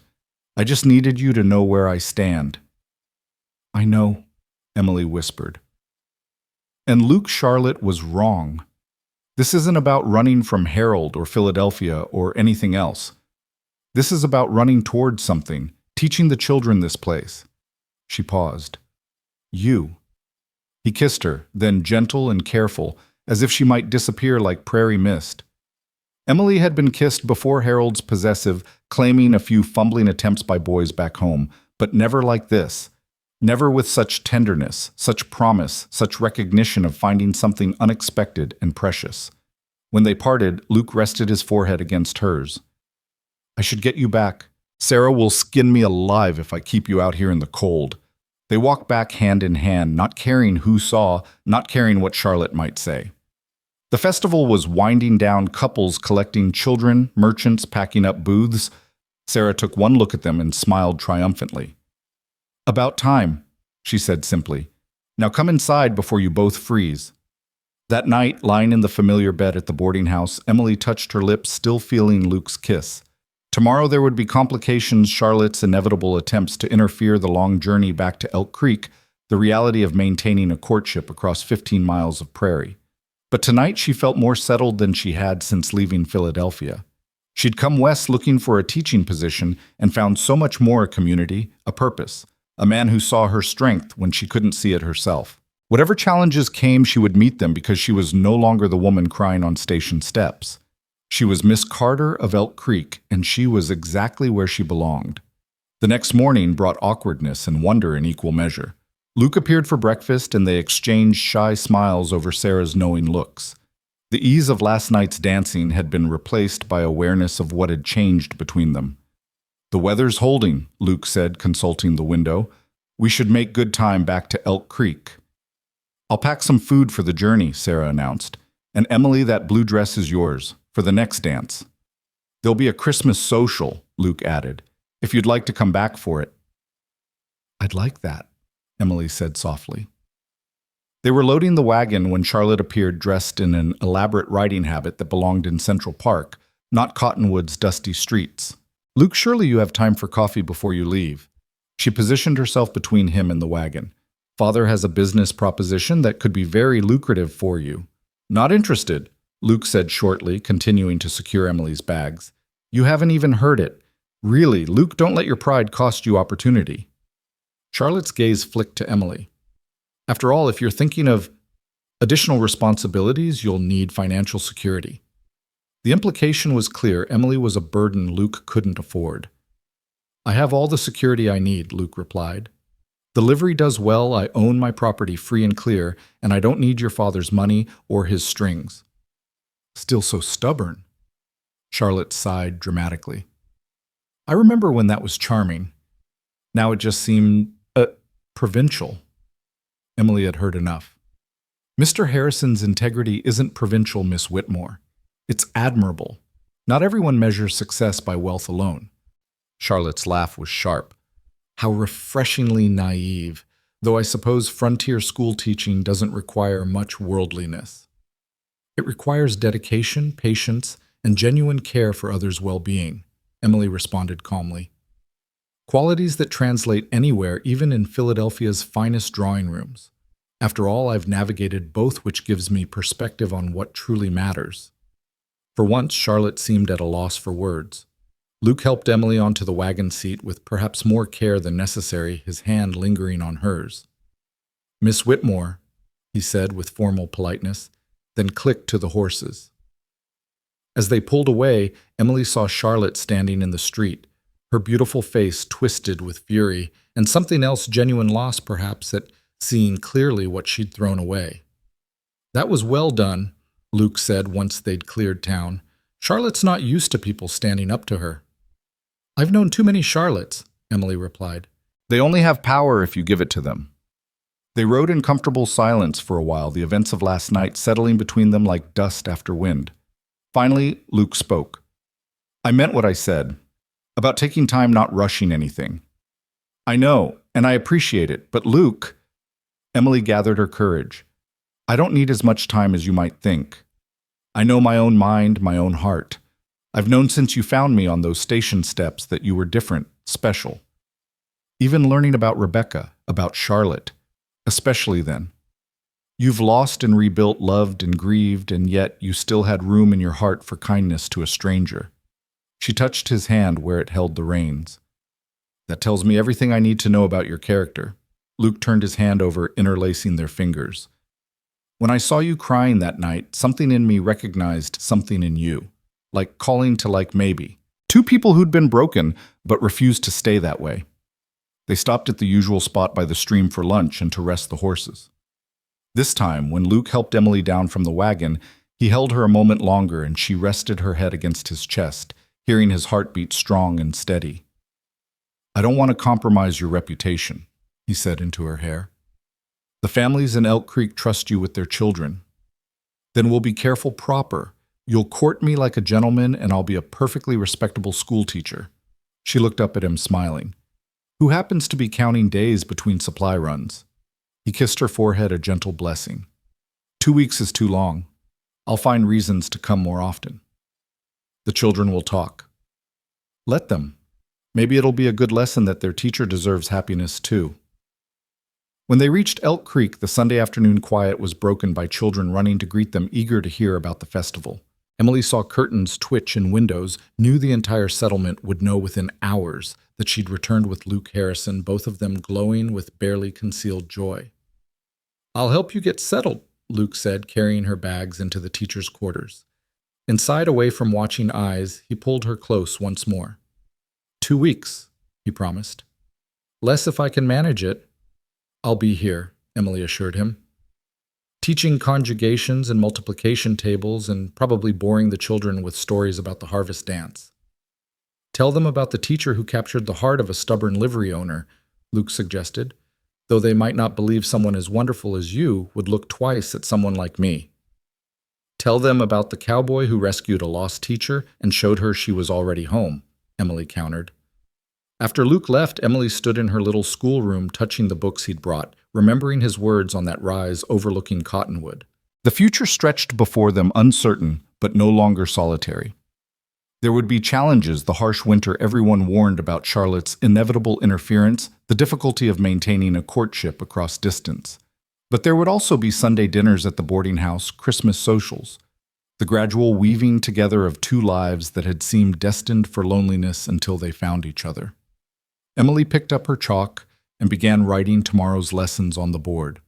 Outside, she could hear families preparing for the week ahead, children playing in the last daylight, the eternal wind moving across the prairie. It was the sound of home, real home, chosen and claimed and fought for. And in 2 weeks less, if he could manage it, Luke would return, and they would continue building something neither had dared hope for when she sat crying on those cold station steps. The chalk squeaked against the slate as she wrote, and Emily smiled. Tomorrow, 32 children would fill this room with noise and questions and energy. She would teach them about the ocean that James couldn't believe was bigger than the prairie, about the mathematics that would help them run farms and businesses, about the literature that would show them worlds beyond Elk Creek. But mostly, she would teach them by example that courage wasn't the absence of fear, but moving forward despite it, that starting over wasn't failure, but opportunity, and that sometimes the very thing you thought had ended your dreams was actually their beginning. The first snow came 3 days later, transforming Elk Creek into a world of white silence that reminded Emily how far she truly was from Philadelphia's soot-stained winters. She stood at the schoolhouse window watching fat flakes drift past, worried about the children who had farther to walk. But they all arrived red-cheeked and excited, stomping snow from their boots and filling the room with chatter about sledding and ice fishing. "Miss Carter, will you come sledding with us at lunch?" Tommy Brennan asked hopefully. "Perhaps we should focus on our lessons first," Emily said, though she was tempted. The snow called to something childlike in her, a part that Philadelphia's propriety had nearly smothered. The morning passed with the children distracted by the weather, and Emily finally gave in, dismissing them early for lunch with permission to sled on the hill behind the schoolhouse. She watched from the doorway as they shrieked with joy, their laughter carrying across the white landscape. "You should join them." Emily spun around to find Luke standing behind her, snow dusting his shoulders and hat. Her heart leaped at the unexpected sight of him. "Luke, what are you doing here? It's only been 3 days." "Storm coming," he said, but his eyes were warm with something that had nothing to do with weather concerns. "Wanted to make sure you had enough firewood supplies. These early storms can last days." "Mr. Harrison," the children called out, abandoning their sleds to swarm around him. "Did you bring candy from town?" Luke laughed, producing a bag of peppermint sticks from his coat. "One each, and only if Miss Carter says it's all right." Emily nodded, trying to appear stern while fighting a smile. The children grabbed their treasures and ran back to sledding, leaving Luke and Emily alone in the doorway. "You didn't really come because of the storm," she said softly. "No," he admitted. "I came because 3 days felt like 3 weeks. Foolish, I know." "Not foolish," Emily said, reaching for his cold hand. "I've been counting hours." They stood there, hands clasped, watching the children play, until Martha Sawyer called out, "Miss Carter, Mr. Harrison, come sledding with us." Luke raised an eyebrow at Emily. "When's the last time you went sledding?" "I was 12, Emily admitted. "Mother said it wasn't ladylike." "Well, your mother isn't here," Luke said with a grin that transformed his serious face. "Come on, teacher, show your students you're human." What followed was an hour of pure joy that Emily would remember for the rest of her life. Luke fashioned a sled from a piece of old barn siding, and they flew down the hill together, Emily shrieking with laughter, dignity abandoned. The children cheered them on, delighted to see their proper teacher covered in snow, her hair coming loose from its pins. When they finally trudged back to the schoolhouse, wet and breathless, Emily felt younger than she had in years. Luke helped her shake the snow from her coat, his hands lingering on her shoulders. "You have snow in your eyelashes," he said softly, brushing them with gentle fingers. "Miss Carter's beau is sweet on her," little Sarah Olmsted announced, and the other children giggled. Emily knew she should correct them, maintain proper distance, but looking at Luke's face, seeing her own joy reflected there, she couldn't bring herself to deny what was becoming obvious to everyone. "Back to lessons," she said instead, ushering the children inside. "Mr. Harrison needs to return to town before the storm arrives." But Luke lingered, helping her stoke the stove and checking her wood supply. "There's enough here for a week," he said. "The Olmsteds will check on you if the storm lasts longer. And Emily," he paused at the door, "I'll come back as soon as the roads are clear." "Be safe," she whispered, and he touched her cheek before heading out into the increasing snow. The storm hit that night with a fury that rattled the schoolhouse windows and sent snow sliding under the door. Emily kept the fire burning high grading papers by lamplight while wind howled around the corners of the building. She thought of Luke in Cottonwood, wondered if he was thinking of her, and felt warm despite the cold pressing in from outside. School was canceled for 3 days while the storm raged. Emily used the time to prepare lessons, mend clothes, and read one of the precious books Luke had brought. On the second day, Jacob Olmsted fought through the drifts to check on her, bringing soup and bread for Mary. "Luke Harrison sent word through Tom Brennan," Jacob said, stamping snow from his boots. "Wanted to make sure you were all right. Tom says Luke's been pacing the livery like a caged bear, worried about you out here." The knowledge that Luke was thinking of her, worrying about her, sent warmth through Emily's chest. "Please tell Tom to tell him I'm fine, safe and warm." Jacob grinned. "I'll pass it along, though I suspect Luke won't stop fretting until he can see for himself. Never seen that man so taken with anyone." When the storm finally cleared, the world was transformed. Drifts reached halfway up the schoolhouse windows, and the prairie stretched white and pristine to the horizon. The children returned full of stories about being snowed in, about fathers digging paths to barns, about mothers rationing supplies. "My pa says this is just the beginning," James Paulson announced. "Says the real winter hasn't even started yet." Emily shivered at the thought, but put on a brave face. "Then we'll be prepared for it, won't we? Speaking of which, let's study how animals survive winter. Who can tell me how rabbits stay warm?" 2 days after the storm, Luke arrived with a wagon load of supplies and a determined expression. Emily was teaching arithmetic when she heard the wagon, and her heart jumped as it always did at his arrival.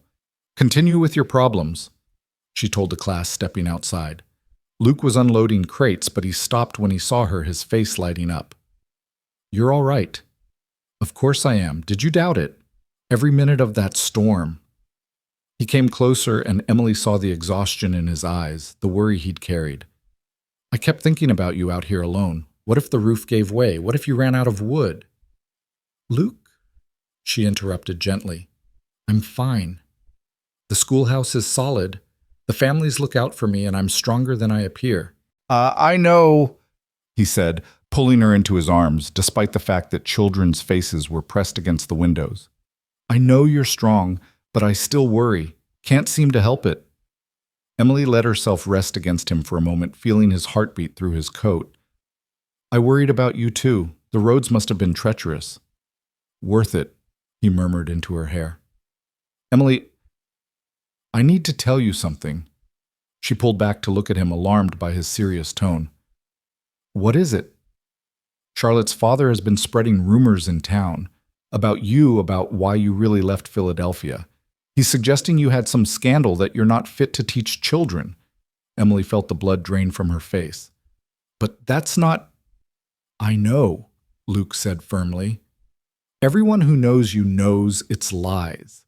But some people in Cottonwood are listening, and there's talk of them petitioning to have you removed from your position. Before Emily could respond, Robert Mackenzie approached, having seen the wagon arrive.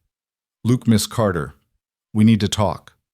They gathered in the schoolhouse after dismissing the children for an early lunch. Robert's face was grim as he spoke. We've heard the rumors from Cottonwood. Want you to know, Miss Carter, that Elk Creek stands behind you completely. These children have learned more in 2 months than in the previous 2 years of homeschooling. We won't let outside gossip change that. Relief flooded through Emily. Thank you, Mr. Mackenzie. I promise you there was no scandal. I simply chose to leave a life that didn't suit me for one that did. Don't need explanations, Robert said firmly. We judge people by what we see, not what others say. But you should know Charlotte Whitmore and her father are coming here tomorrow. They claim they want to assess the situation for the good of the children. Luke's face darkened. They have no authority here. No, but they have influence in Cottonwood, where we get our supplies, our mail, our connection to the railroad. Can't afford to antagonize them completely. Robert looked apologetic. We'll support you, Miss Carter, but you should be prepared for unpleasantness. That night, Emily barely slept. She cleaned the already spotless schoolhouse, arranged and rearranged the children's work displayed on the walls, and practiced what she might say to defend herself. At dawn, she put on her best dress, pinned her hair severely back, and waited. Charlotte arrived in a fancy sleigh just after morning lessons began, accompanied by her father, a portly man with cold eyes, and surprisingly Harold Dennison himself. Emily's knees nearly buckled when she saw Harold, but she forced herself to remain standing tall as they entered her classroom. The children fell silent, sensing tension. Class, we have visitors, Emily said calmly. Please continue with your reading while I speak with them. She stepped outside with her unwelcome guests, where Luke waited, having stayed overnight with the Olmsteads specifically for this confrontation. Emily, Harold said with false warmth, you look, well, different. This frontier life clearly agrees with you. Mr. Dennison, Emily replied coolly, I wasn't aware you had business in Wyoming territory. I came as soon as Charlotte wrote me about finding you here. We were all so worried when you disappeared without a proper goodbye. His tone suggested hurt feelings, but his eyes were calculating. I wrote to my mother explaining my decision. I wasn't aware I owed you any explanation. Charlotte interjected smoothly. Harold was devastated when you broke your engagement. There was no engagement, Emily said firmly. Mr. Dennison made assumptions based on a few chaperoned walks and family dinners. I never accepted his proposal because he never actually made one. He simply assumed I would accept when he got around to asking. Harold's face reddened. Now see here, Emily. We had an understanding. You had an understanding. I had a desire to teach, to do something meaningful with my life beyond organizing your dinner parties and managing your servants. And this is meaningful. Charlotte gestured dismissively at the simple schoolhouse. Teaching farm children their letters in a building smaller than your mother's parlor. Yes, Emily said simply, infinitely more meaningful than anything I did in Philadelphia. Luke stepped forward. Miss Carter has transformed education in Elk Creek. These children now have opportunities they never would have had otherwise. Harold looked Luke up and down dismissively. And you are? Luke Harrison. I own the livery in Cottonwood. The stable hand. Harold laughed unpleasantly. Emily, have your standards really fallen so low? Before Emily could respond, Luke moved. Not aggressively, but with a subtle shift that somehow made him seem larger, more dangerous. His war years showing through his usual quiet demeanor. Mr. Dennison, Luke said quietly, but with steel beneath the words, you're a guest in this community. These people have welcomed you politely despite your uninvited arrival. I suggest you show the same courtesy." Harold stepped back involuntarily, but Charlotte's father intervened. "Gentlemen, please. We're here about the children's welfare. Miss Carter, surely you understand that your irregular situation raises questions about your suitability as a moral example." "What irregular situation?" Emily demanded.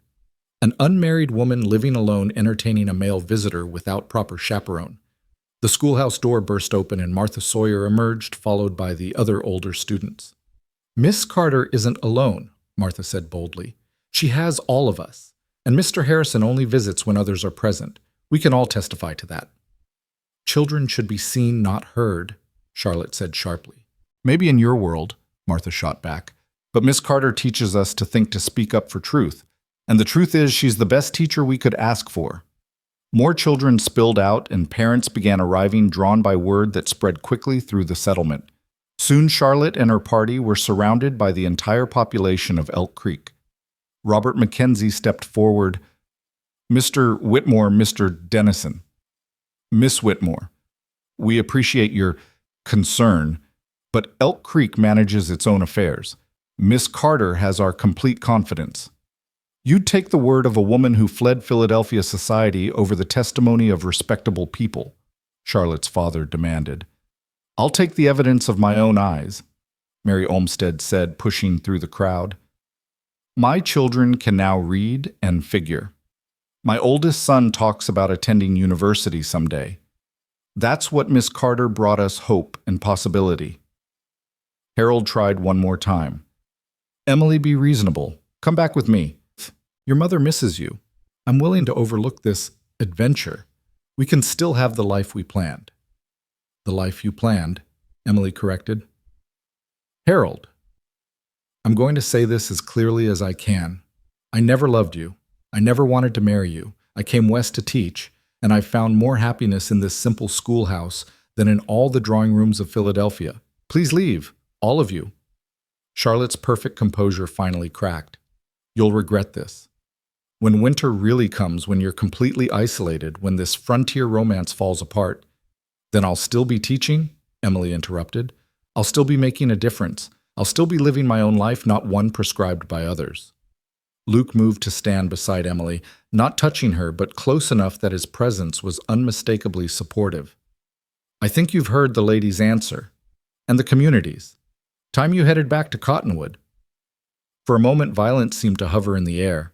Harold's fists clenched. Charlotte's father's face purpled, and several of the Elk Creek men shifted positions, ready to defend their teacher. Then Harold laughed, ugly and dismissive. "You're welcome to her stable hand. She always did have inappropriate democratic notions. Come, Charlotte. Your father was right. There's nothing here worth our time." They left in a flurry of expensive furs and wounded dignity, their sleigh bells sounding almost mocking as they faded into the distance. The crowd remained for a moment. Then Robert Mackenzie said loudly, "Well, that's settled then. Back to work, everyone. Children, back to your lessons." As people dispersed, offering Emily words of support, Luke finally took her hand. "Are you all right?" "I'm free," Emily said wonderingly. "Really, truly free. Harold can't claim any connection to me now, not after I rejected him publicly. And Charlotte can spread whatever gossip she wants. Elk Creek doesn't care." "You were magnificent," Luke said softly. "The way you stood up to them." "We all stood up to them," Emily corrected, looking at Martha Sawyer, who was herding the younger children inside. "This community protected me. Because you're one of us now. Have been since the day you said yes to teaching here." That evening, Luke stayed for dinner with the Olmsteds, and afterward he and Emily walked along the frozen creek in the moonlight. The confrontation with Harold and Charlotte had changed something between them, removed the last barrier of Emily's past. "I should tell you about Rebecca," Luke said suddenly. "You don't have to see—" "I want to." He stopped walking, faced her in the silver light. "We were young, thought we had forever. She was pretty and sweet and never challenged me, never made me think beyond the next season's planting. When she died, I grieved, but Emily, I grieved as much for the future I'd lost as for her specifically." "That sounds terrible." "It sounds honest," Emily said gently. "You were 18. How could you know what deep love really was?" "I know now," Luke said quietly. Because what I feel for you is nothing like what I felt then. You challenge me, make me want to be better, make me think about possibilities I'd given up on. When I worry about you out here, it's not just about losing someone again, it's about losing you specifically. Your laugh, your determination, the way you bite your lip when you're concentrating on something difficult. Emily's eyes filled with tears. Luke, I love you, he said simply. Not the idea of you, not the convenience of you, but you, Emily Carter, who came west with dreams and stayed despite disasters, who teaches farm children like they're Philadelphia elite, who stood up to your past today without flinching. I love you too, Emily whispered. Luke Harrison, who rescued a crying stranger and gave her a future, who brings books instead of flowers, who sees me not as I was or could be, but as I am. He kissed her then there by the frozen creek with stars witnessing overhead, and Emily felt her two worlds, the one she'd fled and the one she'd found finally reconcile into something whole and uniquely hers. Marry me, Luke said against her lips. Not now, I know you need time to establish yourself to be sure, but someday when you're ready, marry me. Yes, Emily said without hesitation. When the school year ends, when I've proven I can do this job completely, then yes. They walked back slowly, planning quietly how Luke would formally court her through the winter, how they'd marry in the spring, how Emily could continue teaching if she wanted, how they'd build a life together that honored both their dreams. Sarah will be insufferable, Luke said with a smile. She'll claim she knew from that first night. She probably did, Emily laughed. She certainly dressed me for that harvest dance with intention. As they reached the schoolhouse, Luke turned serious again. Charlotte and her father will cause trouble in Cottonwood, make business difficult for anyone who supported you. Then we'll deal with it together, all of us. That's what communities do, right? Face challenges together. Together. Luke agreed, pulling her close one more time before propriety demanded they separate. The next months passed in a rhythm of teaching and courtship that felt both timeless and precious.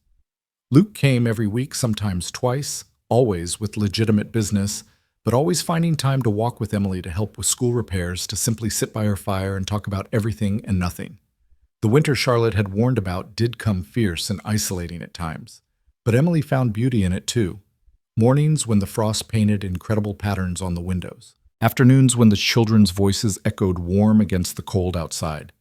Evenings when families gathered in rotation, sharing meals and stories, making the isolation feel like intimacy instead. She wrote to her mother about Luke, about her engagement, about the life she was building. The response was predictably concerned, but surprisingly accepting. You always were different, my dear Emily. If this man and this life make you happy, then I suppose that's all a mother can ask. Through it all, Luke was her constant. He brought supplies and gossip from town, helped her weather the storms, both literal and figurative, and loved her with a steadiness that made Harold's dramatic declarations seem shallow by comparison. One evening in late winter, as they sat by her fire while snow fell softly outside, Luke said, Charlotte and her father left Cottonwood yesterday. Business failed. Seems nobody wanted to deal with people who'd attack a schoolteacher's reputation. I'm sorry they failed, Emily said, and meant it. Bitterness is a cold companion. Generous of you. Not generous, practical. Holding on to anger at them would only poison my happiness, and I'm too happy to allow that. Luke pulled her closer on the small settee Robert Mackenzie had built for the teacher's quarters, a courting bench he'd called it with a wink. The children are planning something for the spring program, Luke said, changing the subject. Martha won't tell me what, but she says you'll love it. They're doing scenes from Shakespeare, Emily said. But there's something else, something secret they work on when they think I'm not paying attention. You know, teachers always know. We just pretend we don't to let students have their surprises. The spring program came on a perfect May evening, the schoolhouse packed with families from Elk Creek, and even some from Cottonwood. Sarah in the front row, beaming like a proud mother. The children performed their Shakespeare scenes beautifully. Martha as a compelling Lady Macbeth. James as a comedic Bottom from Midsummer Night's Dream. Then Martha stepped forward. We have something special to present, a story we wrote ourselves about our teacher. What followed was a sweet, fumbling, heartfelt play about a teacher who came from far away to bring light to a frontier town, who fought dragons clearly. Charlotte, though not named, and won the heart of a good man, Luke barely disguised, and who showed children they could be anything they dreamed. Emily cried through the entire thing, Luke holding her hand tightly, and when it ended, the entire audience erupted in applause that seemed to shake the rafters. "Did you know?" Emily whispered to Luke. "They swore me to secrecy when they asked for details about how we met. I may have edited out the crying on the station steps." As the evening wound down, Robert Mackenzie stood. "Before we close, I have an announcement. The school board, which is to say all of us, has voted unanimously to offer Miss Carter a permanent position with a raise in salary effective immediately. And we've also voted to begin building a proper house for our teacher, though we understand that might not be needed much longer." More applause, more tears, and Emily felt the last of her Philadelphia self dissolve completely. She was Miss Carter of Elk Creek, soon to be Mrs. Harrison, but always, always a teacher. Later, as Luke drove her home in the wagon, Emily looked up at the vast sky stars scattered like chalk dust across a celestial slate. "Do you ever miss it?" Luke asked. "Philadelphia, the life you would have had." "How can I miss something that was never really mine?" Emily replied. "That life belonged to someone I was pretending to be. This life here with you teaching these children, being part of this community, this belongs to who I really am. No regrets." Emily thought of those cold station steps of crying in the darkness of the moment she'd thought her life was over. Then she thought of Luke's first words to her of Sarah's fierce kindness of 32 children who'd performed a play about their teacher's courage. "No regrets," she said firmly. "How could I regret the path that brought me home?" Luke pulled the wagon to a stop at the schoolhouse, and they sat for a moment in the quiet night. In 6 weeks, when the school term ended, they would marry in the little church in Cottonwood. Emily would continue teaching, the community had made that clear, married teacher or not. Luke would expand the livery, maybe add a freight service. They would build a house halfway between Cottonwood and Elk Creek, close enough for Emily to ride to school, close enough for Luke to manage his business. It wasn't the life either of them had planned, but it was the life they'd chosen, fought for, built together. "I should go in," Emily said reluctantly. "Tomorrow's a school day." "One more minute," Luke said, pulling her close. "I want to remember this, you and Starlight happy exactly where you belong." Emily rested her head on his shoulder, feeling his heartbeat steady and sure as the mountains on the horizon. Tomorrow, there would be lessons to teach children to guide a future to keep building. But tonight, in this perfect moment between one breath and the next, she was simply Emily who'd traveled west to teach and found so much more love, purpose, community, and the unexpected gift of becoming exactly who she was meant to be. The morning of their wedding dawned clear and perfect, with wildflowers blooming across the prairie in waves of purple and gold. Emily stood in Sarah's room at the boarding house, wearing her mother's wedding dress that had arrived from Philadelphia just days before a gesture of acceptance that had made Emily cry when she opened the package. "You're the most beautiful bride I've ever seen," Sarah said, adjusting the delicate lace veil. "Luke won't be able to speak when he sees you." "I can barely speak myself," Emily admitted, her hands trembling slightly. 6 months ago, I was crying on those station steps, certain my life was over. Now you're marrying the best man in Wyoming territory and continuing to teach those children who adore you," Sarah finished. "Funny how life works out when you stop trying to force it into the shape you think it should be." Through the window, Emily could see wagons arriving from Elk Creek, her students and their families coming to witness their teacher's happiness. Martha Sawyer had organized the younger children into a choir, and they'd been practicing secretly for weeks. "They're all here for you," Sarah said softly. "The whole community. You did that, Emily. You brought them together, gave them hope for their children's futures." A knock at the door interrupted them, and Mary Olmsted entered with a bouquet of wildflowers tied with ribbon from the general store. "From the children," she said, her eyes misty. "They picked them at sunrise, wanted you to carry something from Elk Creek with you." Emily buried her face in the flowers, overwhelmed by the gesture. These weren't hothouse roses from a Philadelphia florist, but prairie blooms picked by small hands that she'd taught to write flowers that smelled of earth and sky and home. The church was packed beyond capacity, people standing along the walls and crowding the doorway. As Emily walked down the aisle on Robert Mackenzie's arm, he'd insisted on the honor since her own father couldn't be there. She saw the faces of all the people who'd become her family. Tom Brennan grinning widely, Mrs. Chen dabbing at her eyes. Pastor Mills beaming with paternal pride, the Olmsteads trying to keep their younger children still, and Martha Sawyer standing tall with the choir ready to sing.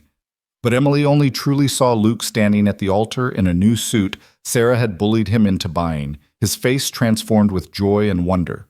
When their eyes met, she saw everything she needed to know. Love, certainty, promise, and that same recognition that had sparked between them from the very beginning. "Who gives this woman to be married?" Pastor Mills asked. "Her community does, Robert Mackenzie said firmly, and a murmur of agreement rippled through the church. The ceremony was simple but perfect. Luke's voice shook slightly as he said his vows, promising to love, honor, and cherish, to support her teaching, to build a life together that honored both their dreams. Emily's voice was clear and strong as she promised the same, adding her own vow to stand beside him through whatever challenges the frontier might bring. When Pastor Mills pronounced them married and Luke kissed her, the children's choir burst into song, not a traditional hymn, but something they'd written themselves about their teacher finding love. It was slightly off-key and completely perfect, and Emily had to stop kissing Luke because she was laughing and crying simultaneously. The reception filled the churchyard with tables groaning under the weight of dishes every family had contributed. There was dancing to fiddle music, children running between the adults' legs, and enough laughter to reach the sky. Emily changed into the blue dress from the Harvest Festival for dancing, and she and Luke led the first waltz to much applause. "No regrets?" Luke whispered as they danced, echoing his question from weeks ago. "Only one," Emily whispered back. "That we have to wait until tomorrow to leave for the cabin." Luke had built them a small cabin halfway between Cottonwood and Elk Creek, perfectly positioned for Emily to continue teaching while he managed the expanding livery. They'd spent weekends throughout the spring working on it together, Luke teaching Emily basic carpentry while she planned where furniture would go. "Patience, Mrs. Harrison," Luke said, and Emily shivered happily at her new name. "We have our whole lives ahead of us." As the sun began to set, Harold Dennison's wedding gift arrived, a letter delivered by special messenger. Emily almost didn't open it, but Luke encouraged her to see what final word her former suitor had to say. The letter was brief. "I heard of your marriage from mutual acquaintances. I wish you well in your frontier life. You were right, we never would have suited. I've married Constance Pemberton, and we are quite comfortable together. She has no inappropriate ambitions beyond managing our household.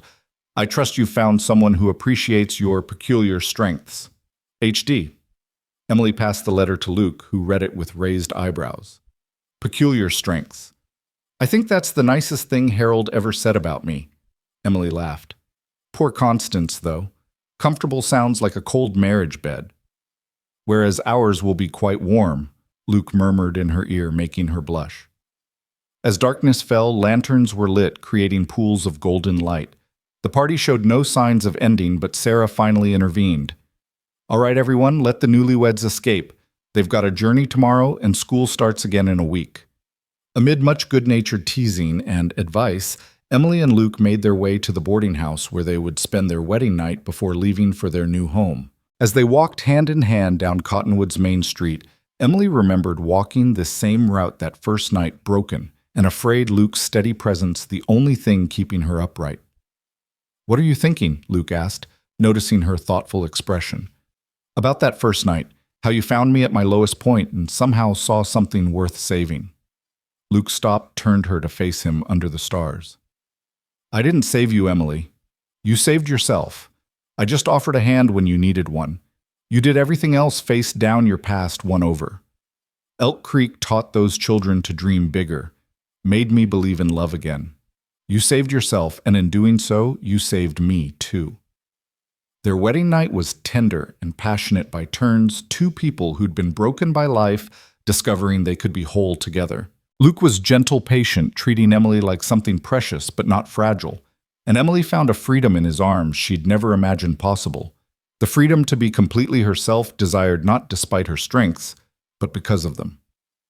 The next morning, they loaded the wagon with wedding gifts and Emily's belongings from the teacher's quarters. She would keep the room for nights when weather made travel impossible, but the cabin would be their true home.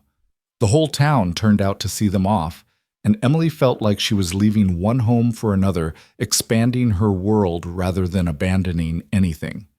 The cabin was perfect in its simplicity: 2 rooms plus a loft, windows facing both sunrise and sunset, a porch where they could sit and watch the prairie change with the seasons. Luke had built bookshelves into every available wall space, knowing Emily's growing collection would need room, and had even constructed a small desk where she could prepare lessons. "Welcome home, Mrs. Harrison," he said, carrying her over the threshold.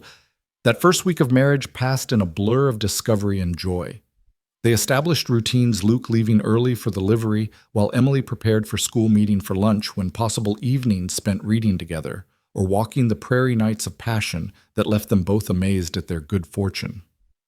The first day Emily returned to teaching as a married woman, the children were beside themselves with excitement. "Should we call you Mrs. Harrison now?" Martha asked. "I think Miss Carter for school is fine," Emily said. Less confusing. But she was Mrs. Harrison now in all the ways that mattered. She wore Luke's ring, carried his name, shared his bed and his dreams. The independence she'd fought so hard for hadn't disappeared in marriage. Instead, it had been enhanced by partnership with someone who valued her work as much as his own. 3 months into their marriage, Emily realized she was pregnant. She'd suspected for weeks but hadn't wanted to say anything until she was certain.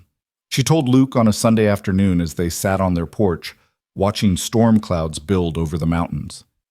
"Are you sure?"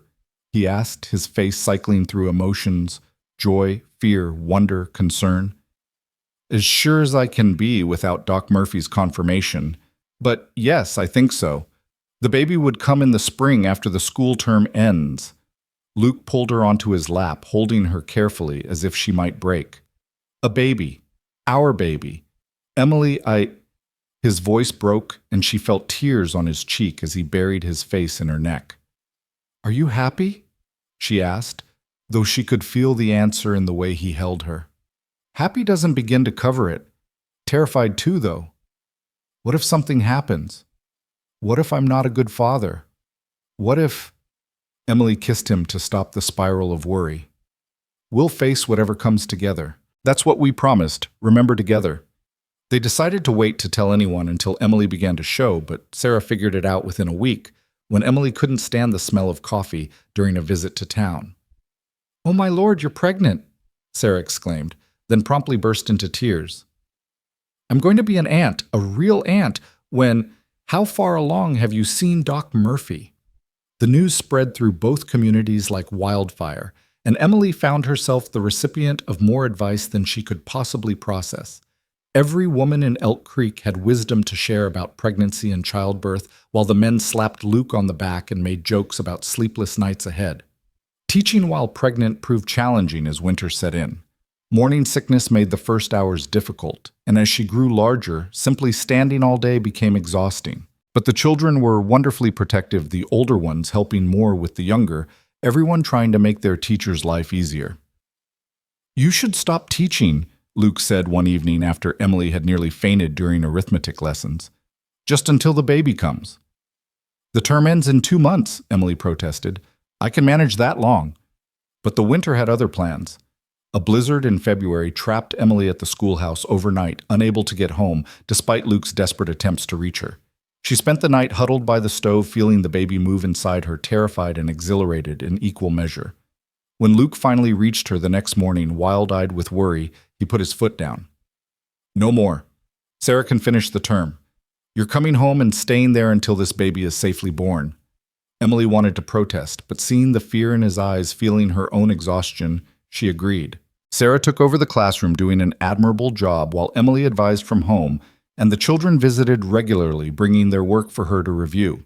The baby came early on a March night when the snow was melting and the first hints of spring touched the air. Luke had fetched Doc Murphy at the first sign of labor, and Sarah had arrived with Mary Olmsted, the 2 women taking charge, while Luke paced the porch despite the cold. Labor was long and difficult, and there were moments when Emily wondered if she was strong enough. But then she thought of that night on the station steps, of all the challenges she'd overcome, and she found reserves she didn't know she had.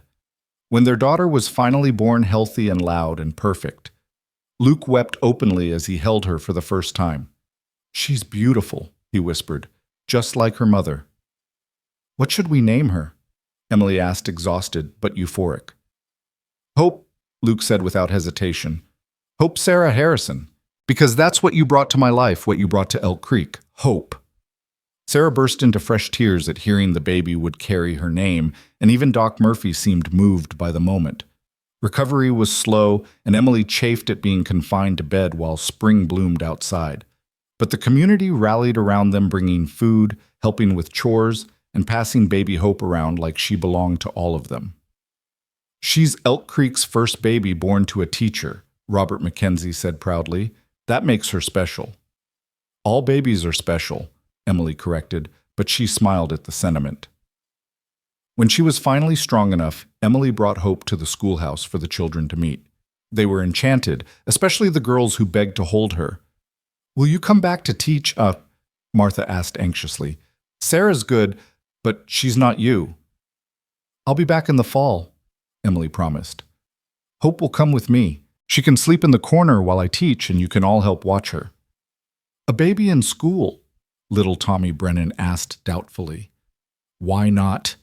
She'll learn by listening, and you'll learn by helping. It's perfect." And it was in its own chaotic way. When school resumed in September, Emily taught with Hope in a cradle. Luke had built the baby sleeping through lessons or gurgling happily at the children who took turns rocking her during recess.